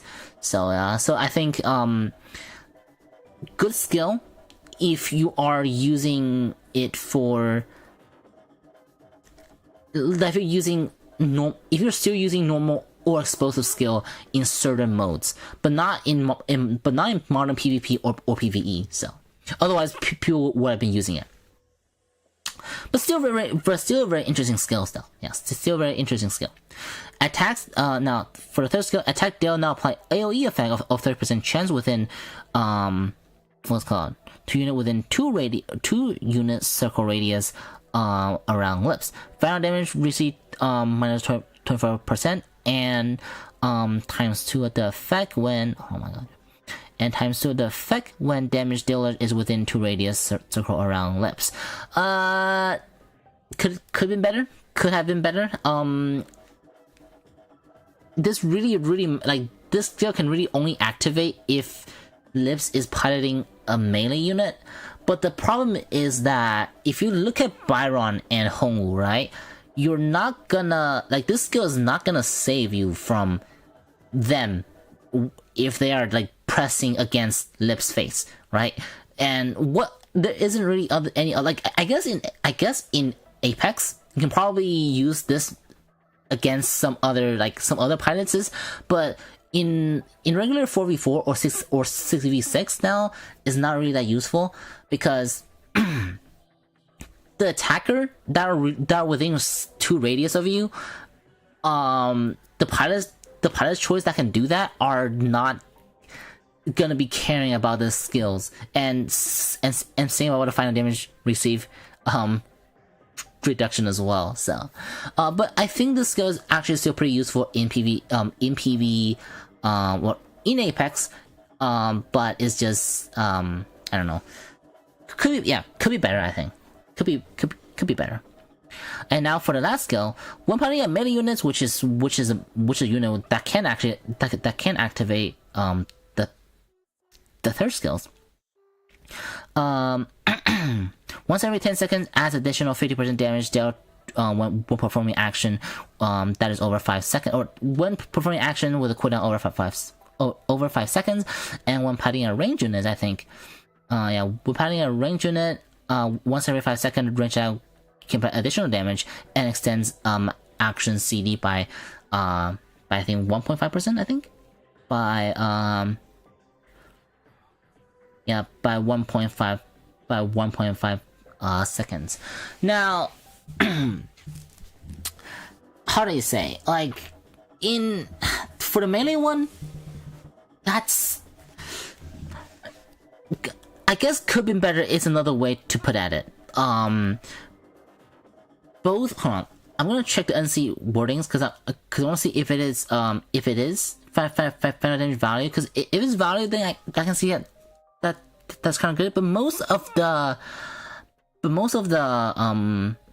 skills, hold on, but most of the stats, like if attack is pure damage increases, then it's gonna be outdated pretty quickly, if not already been outdated. So yeah, increased up by 50%, and so like, I don't know, it's, wait, oh, never mind. Okay, so for third skill is that it will do the AoE damage to enemies outside of the radius, and only the damage reduction is the one that's written. So that's pretty good regardless of what she's using. Actually, it'll be extra good if she is actually using a range unit, so it can actually have some protection if the enemy is pressed against Lip's face, essentially. But even then, I don't think the damage reduction will save you. So I guess, yeah, Lips is really used for what's it called, something like Martial, like a normal explosive type range DPS for both PvP and PvE. But its skills are just like, most of them are either fixed damage or just attack increases, or some CC that isn't like that hard compared to something like, let's say, Charlotte's Awaken, which every time Charlotte uses an main armament weapon, it will trap the target, which leagues more CC abilities than all of the Lip skills combined, in my opinion. So I mean, it is good, like AoE, doing AoE damage that is a 30% of the damage value, which is again very good. And also, of course, the distortion effect. Oh, actually, yeah, it breaks the control. Actually, yeah, I don't know. Lips, I think in Apex, if you want to use this unit on something like Martial, I think that can work. I think that can definitely work. It can probably one-shot enemy pretty quickly, if not just stun the enemy there as long she hits the enemies. But other than that, and plus because the options for that is very low, like I don't think there's any other normal explosive type strong range unit that is in Martial. The option to use her is pretty limited, I think. And even with all these skills, I don't think she will be stronger than Charlotte. Now, she probably have more burst option than Charlotte, because Charlotte requires active skill to be even stronger, I guess. While she can already do all of these like right off the bat. But I think, yeah, both in PvP and PvE wise is really Martial. Or if you want to use, I don't know, yeah, I think it's only Martial. But even then, not really sure if this will do more damage than Elaine. Putting Elaine on Martial instead. Like I'm not even sure if even with these skills that it can do more damage than Elaine than on Martial Awaken or on Martial Retrofit. So. And in PvP, I really wouldn't gamble on. Martial. So I guess unless there is ever a mecha that can consistently do normal and explosive type damages, on the entire stage, then I think she can be pretty strong, because she can be cutting a lot of the actions, or cutting a lot of control on the enemies. But for now, since the only unit that she can really use on is Marshall, I don't see she being really useful against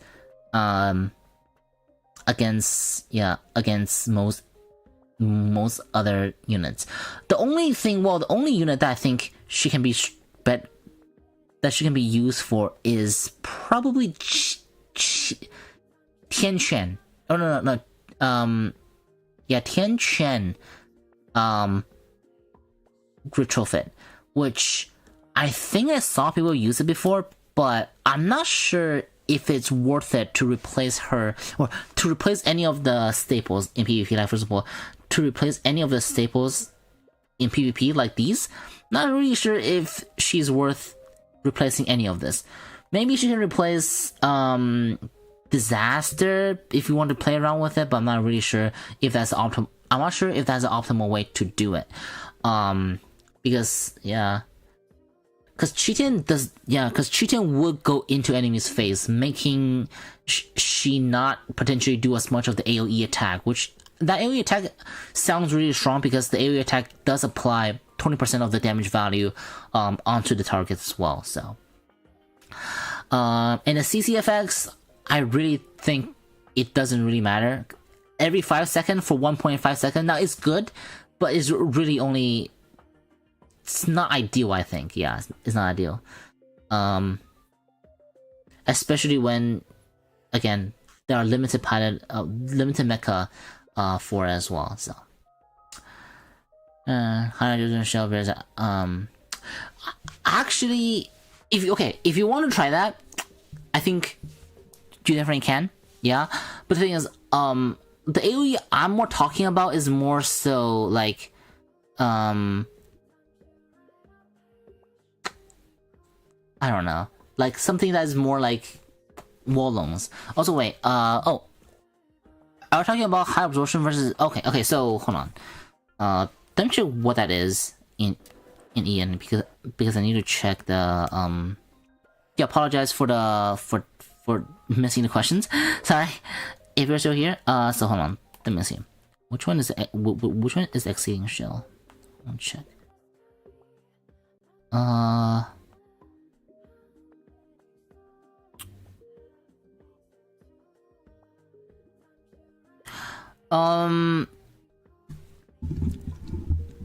Probably okay. High energy absorption. Yeah, high energy absorption. The exceeding shell. Okay, the only time that you will use the S shell is in PvE. Yeah, but the thing is, you probably wouldn't be using narrow H as the boss CC in PvE. So yeah, it probably, and considering you're using high energy absorption, I'm gonna assume you're using it in PvP.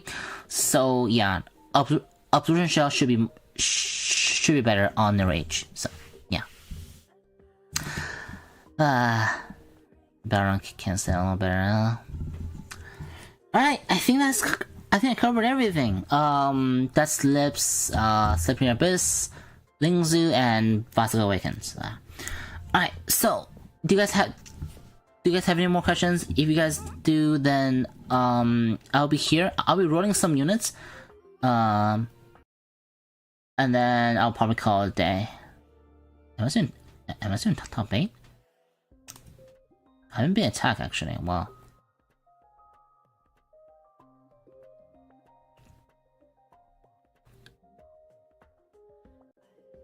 I haven't been attacked much at all lately. I've been doing here things, yeah. Good. Thank you. Yeah, thanks for coming by. Thank you so much. I climbed this for so long today. Last time.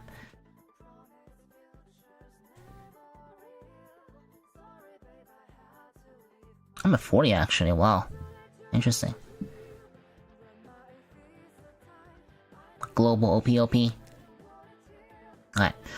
I guess I can try to do something real quick. So I think I show you guys that home builds, right? Yeah. Should be this one. So Let me see if I can 1v4 someone, right? Let me see if so it's top 10, right? You're welcome. Yeah, thank you. Alright, so second, oh, nice. Okay, I'm going to fight Soul, and then hopefully he's not online. I'm gonna use anti-illusion. I'm gonna see if I can like 1v4. I don't think so, considering he have 2 zeros, but just to show you guys like how scary Ling Zhu can be sometimes. This is 1v4, by the way. Not gonna lie, it's surviving. Okay, it died pretty quickly. Okay, I probably need to better this build, but yeah. Let me find loot once. So the idea is can I finish? Can I kill? Can I survive? Can I start a 1v4 match? Is what I want to see. I only hope that he doesn't have a HP build. So yeah, that's the only thing I can hope for. Nature is hard to collect. Yeah, take your time. Take your time. Never is not gonna go away. So yeah, take your time.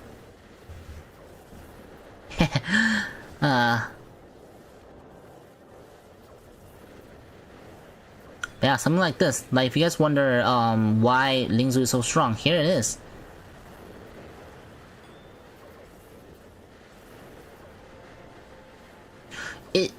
I mean, if Ling Zhu just get unlucky, right? Like get unlucky, and if it get like one comboed by Grim Mazin Kaiser, then I think it's dead. But depending on again, it depends on enemy's build, and depending on enemy's team. So, oh, it's taking damage.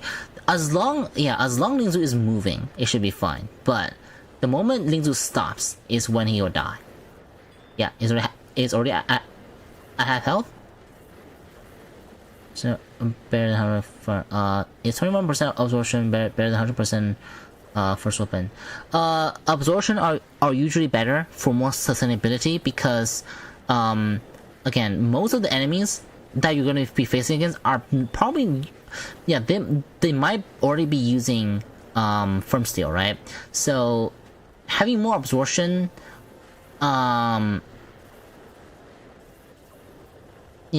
like, or unless your Nero is not dying a lot, like have no problem surviving, then I guess you can go for it. I don't know.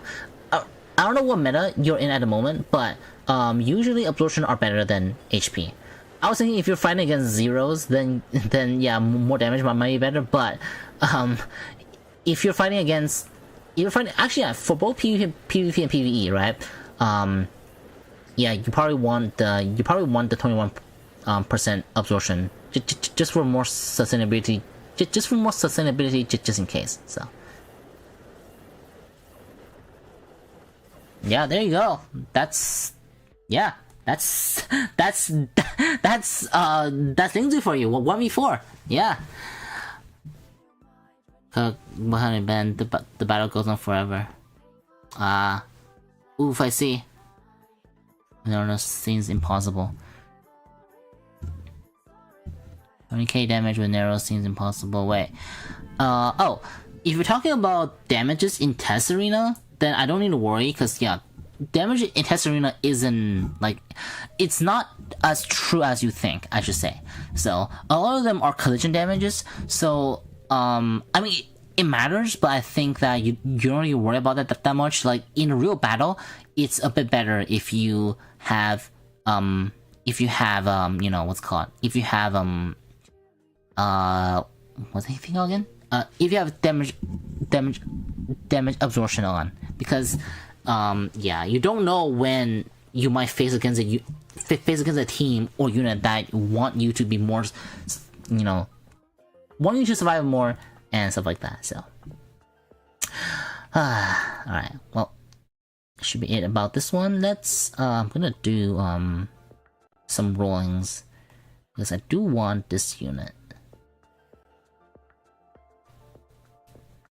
Do I have... What do I have?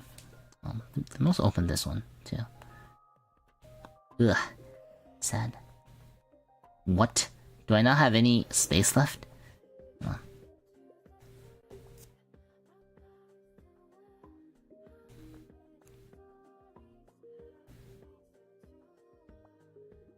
Alright, guys. Do you guys have any more questions? If not, I'll call it a day. So tired.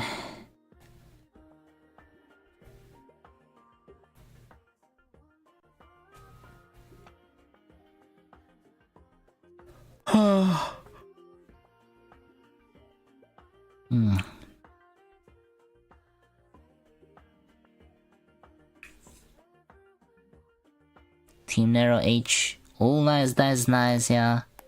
Sounds fun, sounds fun.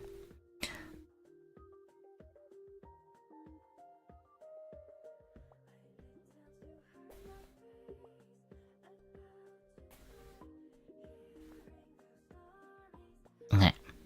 Should be fine now. Alright, let's roll. I'm gonna just roll. Probably gonna roll all of my thing. Hold on. So what this does. Nope, nothing. You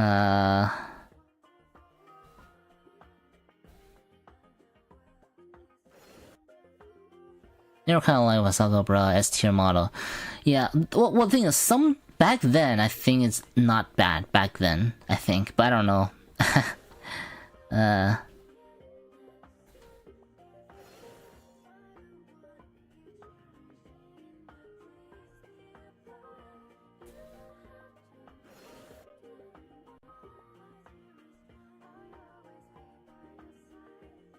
Inbox and you open.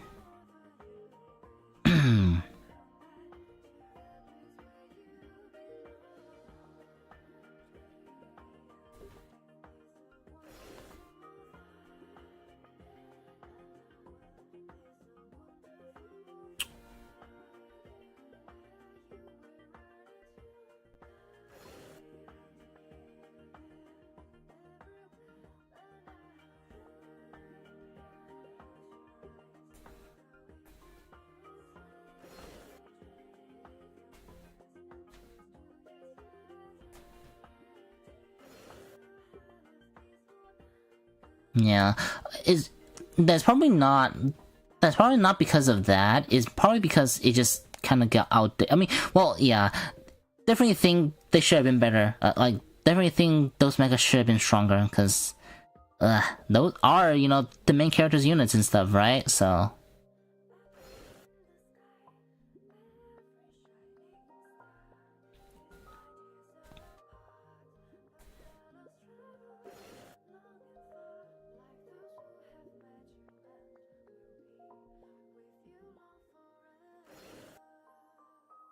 Oh, 100 rolls.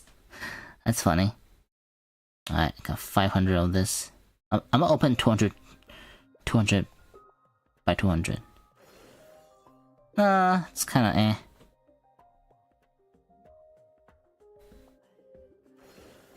Yeah.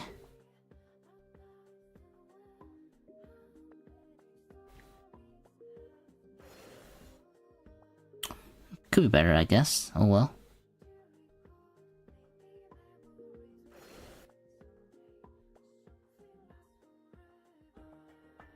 Oh. Okay, intensifier, energy absorption shell, armor caves. Okay, hold on. Narrow H, right? Let me build a narrow H for you right now. Or there's probably something they can go for. After I build it, so let me show you guys. Let me show you. Just gonna Veronica, right? Okay, let me see. I'm gonna put on, actually, hold on. 1 second.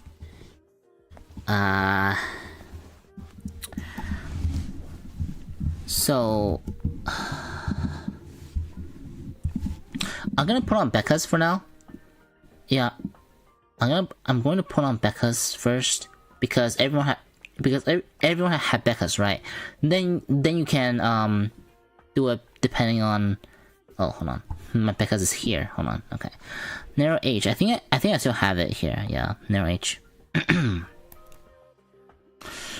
don't know if okay. I'm gonna build PvP first, and you can check, and then you can do it.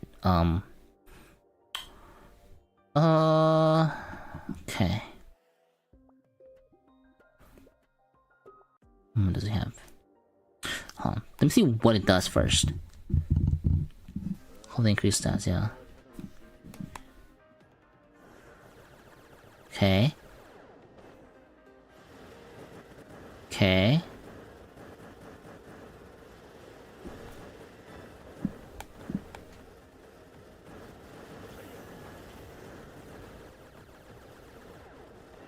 So range unit basically. Okay. Let me see. Is it or is it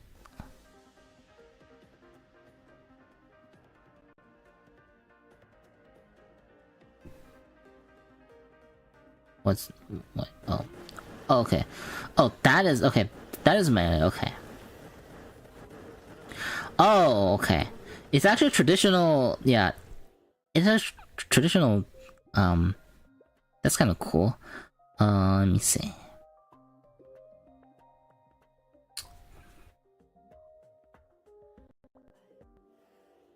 $21. Okay, so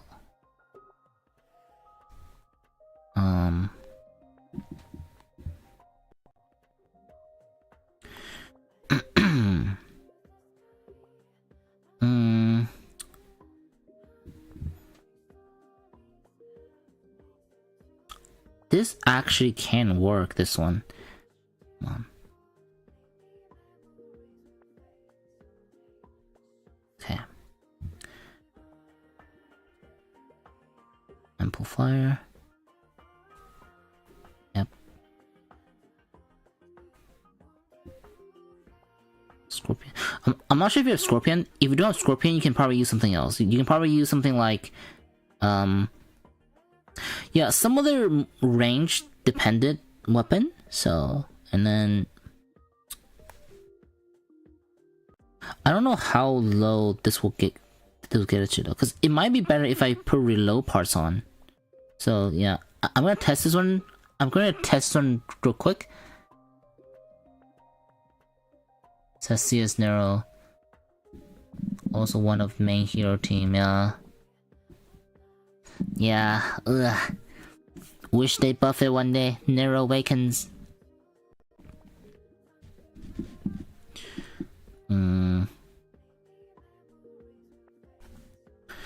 This might not work as well as I wanted to, but I just want to check. I just want to check how low I can get the thing down to be.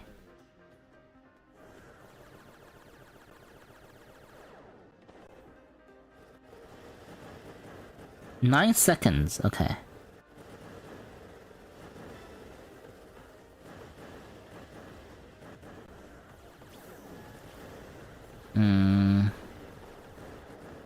Yeah, hold on. Let's see. Instead of this one, I can try reload speed instead. For reload speed, what was the part that gave reload speed again?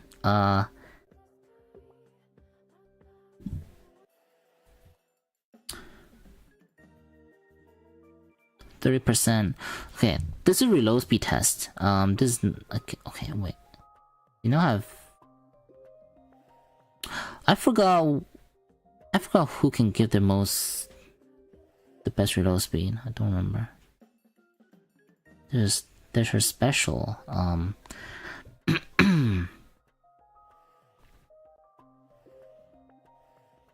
Is it main armament? Okay, he does have a lot of main armament actually.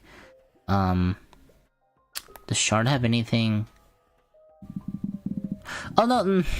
See, look, part of the fun of this game is to make things work as much as possible. And this is actually fun for me, and I'm pretty sure fun for you as well, right? Sometimes it's not about, you know, using the strongest mecha in the game, which can be boring.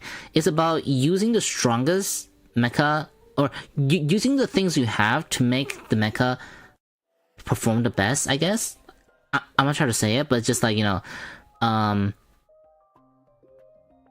don't know, just like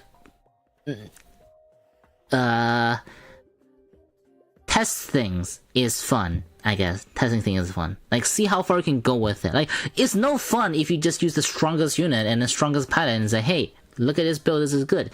But it's more stronger if you are, you know, if you're using a mecha that is not known to be as strong or to be outdated to perform something crazier, right? So yeah, don't worry about it. Let me find where she is. Is this her? Okay, yeah, that's her. Okay, so she have a skill that increase reload speed by 28%. Oh, wait a minute.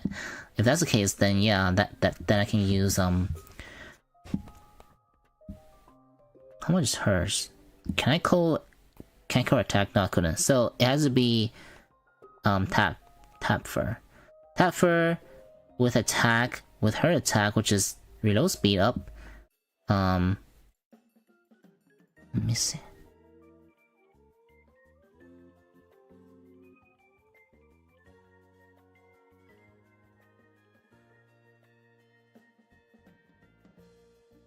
She don't have the thing anymore. Okay. Yeah, good night, yeah. Thank you so much for coming by. Thank you.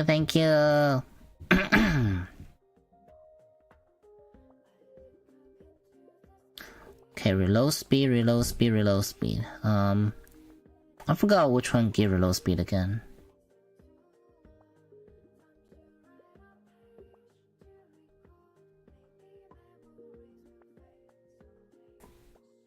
I think this one, yeah, there you go. And then for the attack is also just pure reload speed as well.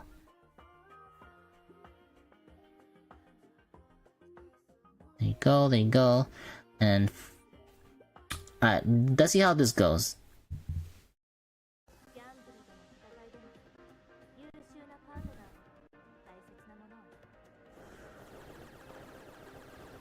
I may have to let it like shoot even more.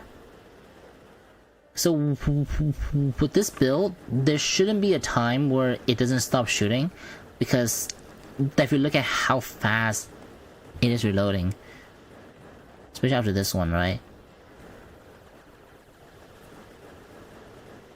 Yeah, I think this, or if I were to be using this unit, something like this is probably what I'll go for. It's just turboing, like turboing attack constantly. Yeah, Sally. Yeah, there isn't a single time where actually, hold on, I might have to use like the other one, because the other one I can actually shoot more, or that can shoot more in a smaller amount of time. So let me see. Yeah, this one I might have to use.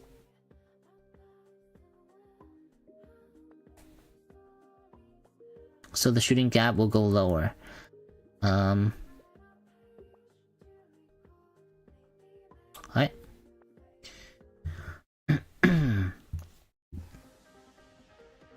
Oops.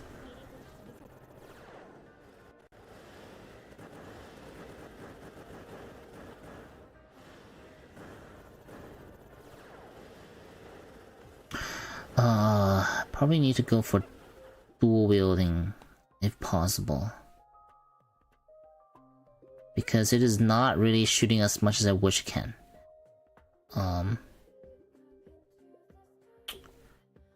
Dual wheel, there you go. But yeah, it's kind of fun. Oops. Now you should shoot two weapons at once, or two of the same weapon at once. Never mind. You don't have one that shoot at once, it seems like. But yeah, something like this is probably it's something that I might go for. I don't know why it's not like using 2 weapons at once for the second one. Yeah.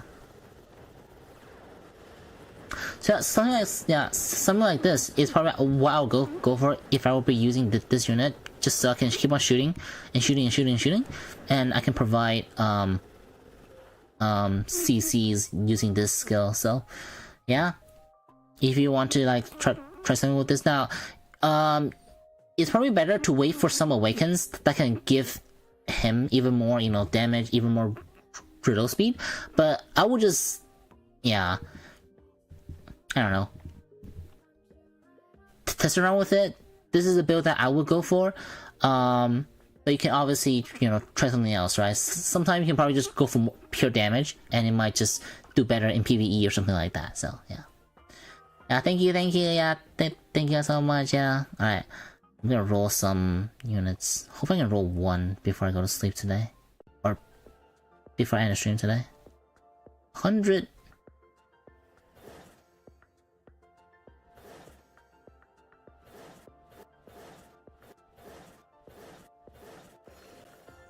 Bad. Yeah, test my build, please. Oh, wait. Test your build, like, test the build that you were set above? Okay, hold on. Hold on. I'm gonna roll something real quick.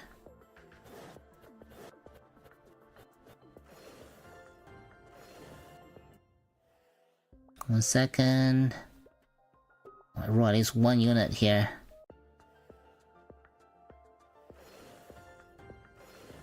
Oops. I might hit pity actually. 50? 50 for none?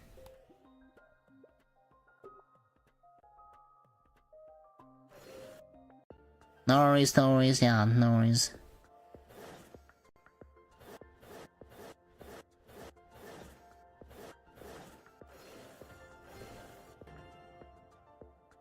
Come on, let me get at least 1 copy of this guy. There you go. Sad. Ugh. So much copies. 1.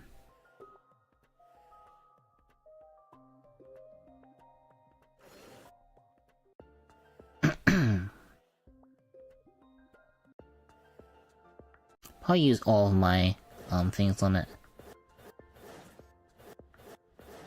I'll do it on stream, then do it anywhere else, right?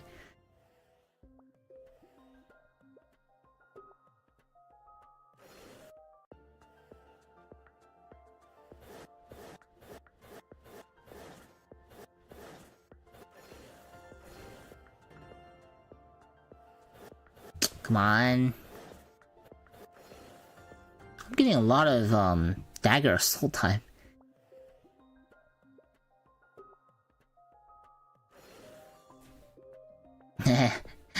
That happens on all things, on all gachas. I should probably go for 1 more. Yeah, you can just save, yeah. Always save for at least 100 tickets, because 100 tickets is pity, right? And if you hit pity, you'll guarantee get 1. So, now, like, only getting 1 is not good, but it's still better than, you know, that's better than not getting anything at all, right? So,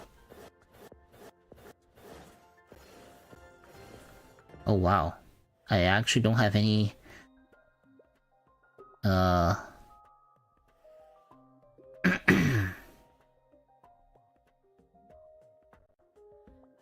Yeah, start saving. Yeah, start saving, and also try to get your level up. Because once you get higher level, you can they can unlock what's it called? They can unlock what's the thing called again? They can unlock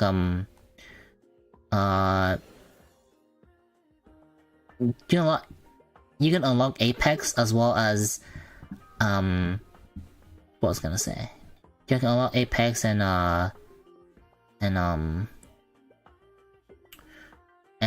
Zenith, and you can fight those to get like a good amount of tickets in the future. So Is there any other ways I can get things? I don't want to well. I guess I have to open the boxes because where is the boxes? Hold on, let me see. Wait, no, that's not the box. Here you go.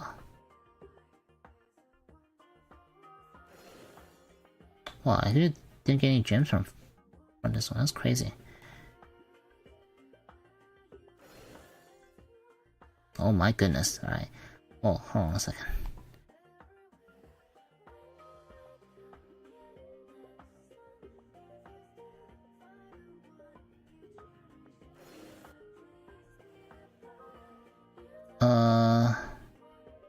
There you go. Alright. Now I will just do one more roll and then that'll be it for today. Wait, it's reset. Yeah, unsee reset it. That's cool. Oh. Probably redeem one here later. And then I'll probably try to do another. Oh, 16 high gems. Nice. Alright. Hold on. Where's your roll again? I don't remember. Let me see.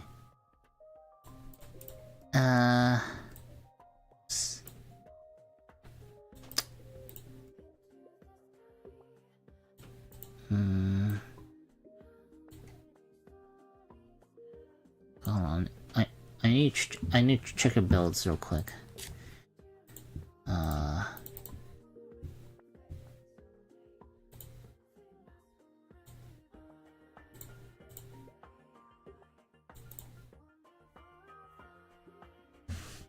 Okay, wait, where's your builds? Where's your build? A core is reactive intensifier. Okay, hold on. S weapon breaker, which is... Wait, where is it? I don't have it here? What? Okay, hold on. I'm just gonna check... I'm just gonna look at build and see what it... Like, okay, so core... Reactive intensifier. Let me check in EN, right? So hold on. Yeah. Give me 1 second. I'm gonna check the EN things. And I'll just give a review on the thing and what you can improve on. So yeah, give me 1 second.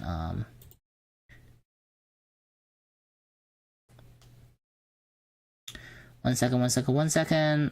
I need to log into EN. Okay, there you go.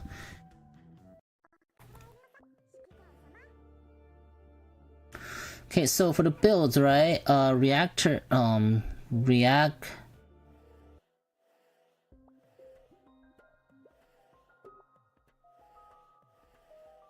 Parts. Reactive intensifier. Which one is that?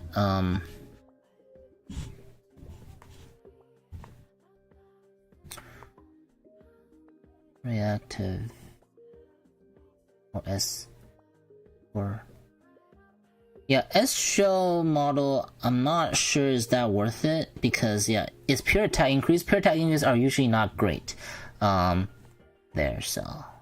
And reactive intensifier, it can be good, but reload speed are better. Yeah, reload speed or just pure damage, like Majin Core, pure damage. The reload speed ones should be better overall. For narrow H because it is a melee attack, so because the goal is not to do damage, right? The goal is to do CCs because you know narrow is hard for narrow narrow H to do damage, so you might as well do CCs, which is not negatable. And for the shell, high energy absorption is mainly there so you can live a bit longer.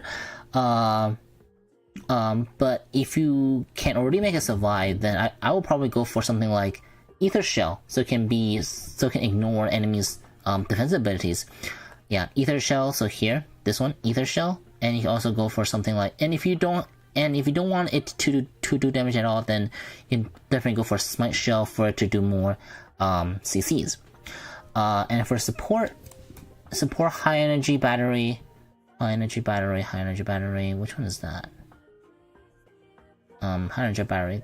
That works. Yeah, that works. Yeah, 100 batteries or some other. Yeah, you know what? Yeah. 100 batteries should be fine. Anti-blast, and for armor is anti-blast. Anti-blast is outdated, so firm steel. You definitely want to go for firm steel, so it can survive longer. Yeah, firm steel. And then for the coating, resistant coating.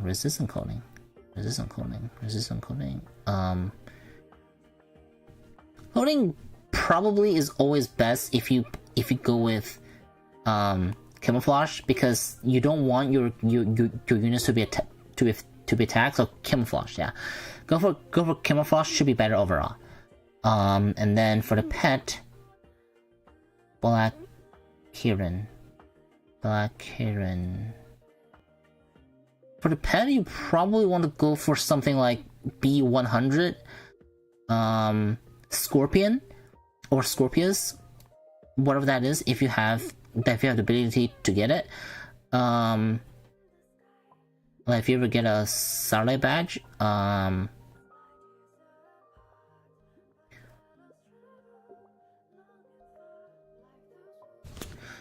Starlight badge,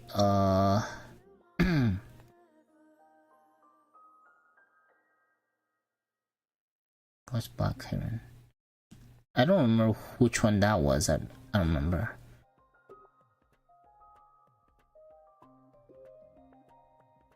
Yeah, something like Scorpius. Definitely can get this guy. Well, there's a lot of pet in this game.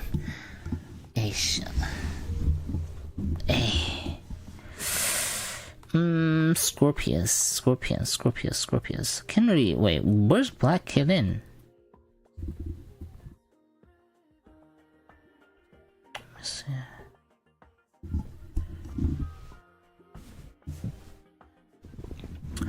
Well,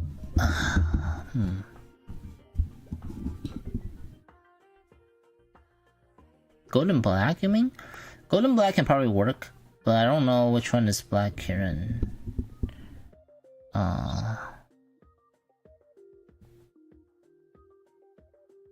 Oh, this one. Yeah, not really. Yeah. Don't use skill that relies on enemy using active skills, because it's too reactive. Yeah, way too reactive. So yeah, the three I talked about before, Black Gold, Scorpius, and B100 are all good choice in my opinion. With Scorpius being the best, because Scorpius is just universally good, as you know. But the thing is, I'm not sure if you can get Scorpius at the moment, and you probably want to use Scorpius on some one that can do even more multi hits. So, and for the pilot, slow kite should be fine. Yeah, and for the co-pilot and co-pilot, it really depends on your pilot. So that I will just let you up to decide. So yeah. Thank you. Yeah. So I hope that should be good. This did a lot today. I'm tired. Well, any more questions? If not, I'll just call it a day.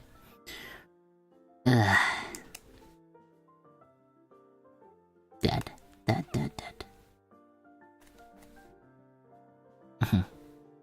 It's funny that NC reset it. Yeah. Alright, well, what's it called? Yeah, thank you all so much for watching, and goodbye. Yeah, thank you. I'll be streaming tonight as well on my second channel, but if you guys want to watch it, it should be redirected right after the stream, or you can just go to my second channel and you guys can see I will be streaming there soon. So, alright, see ya.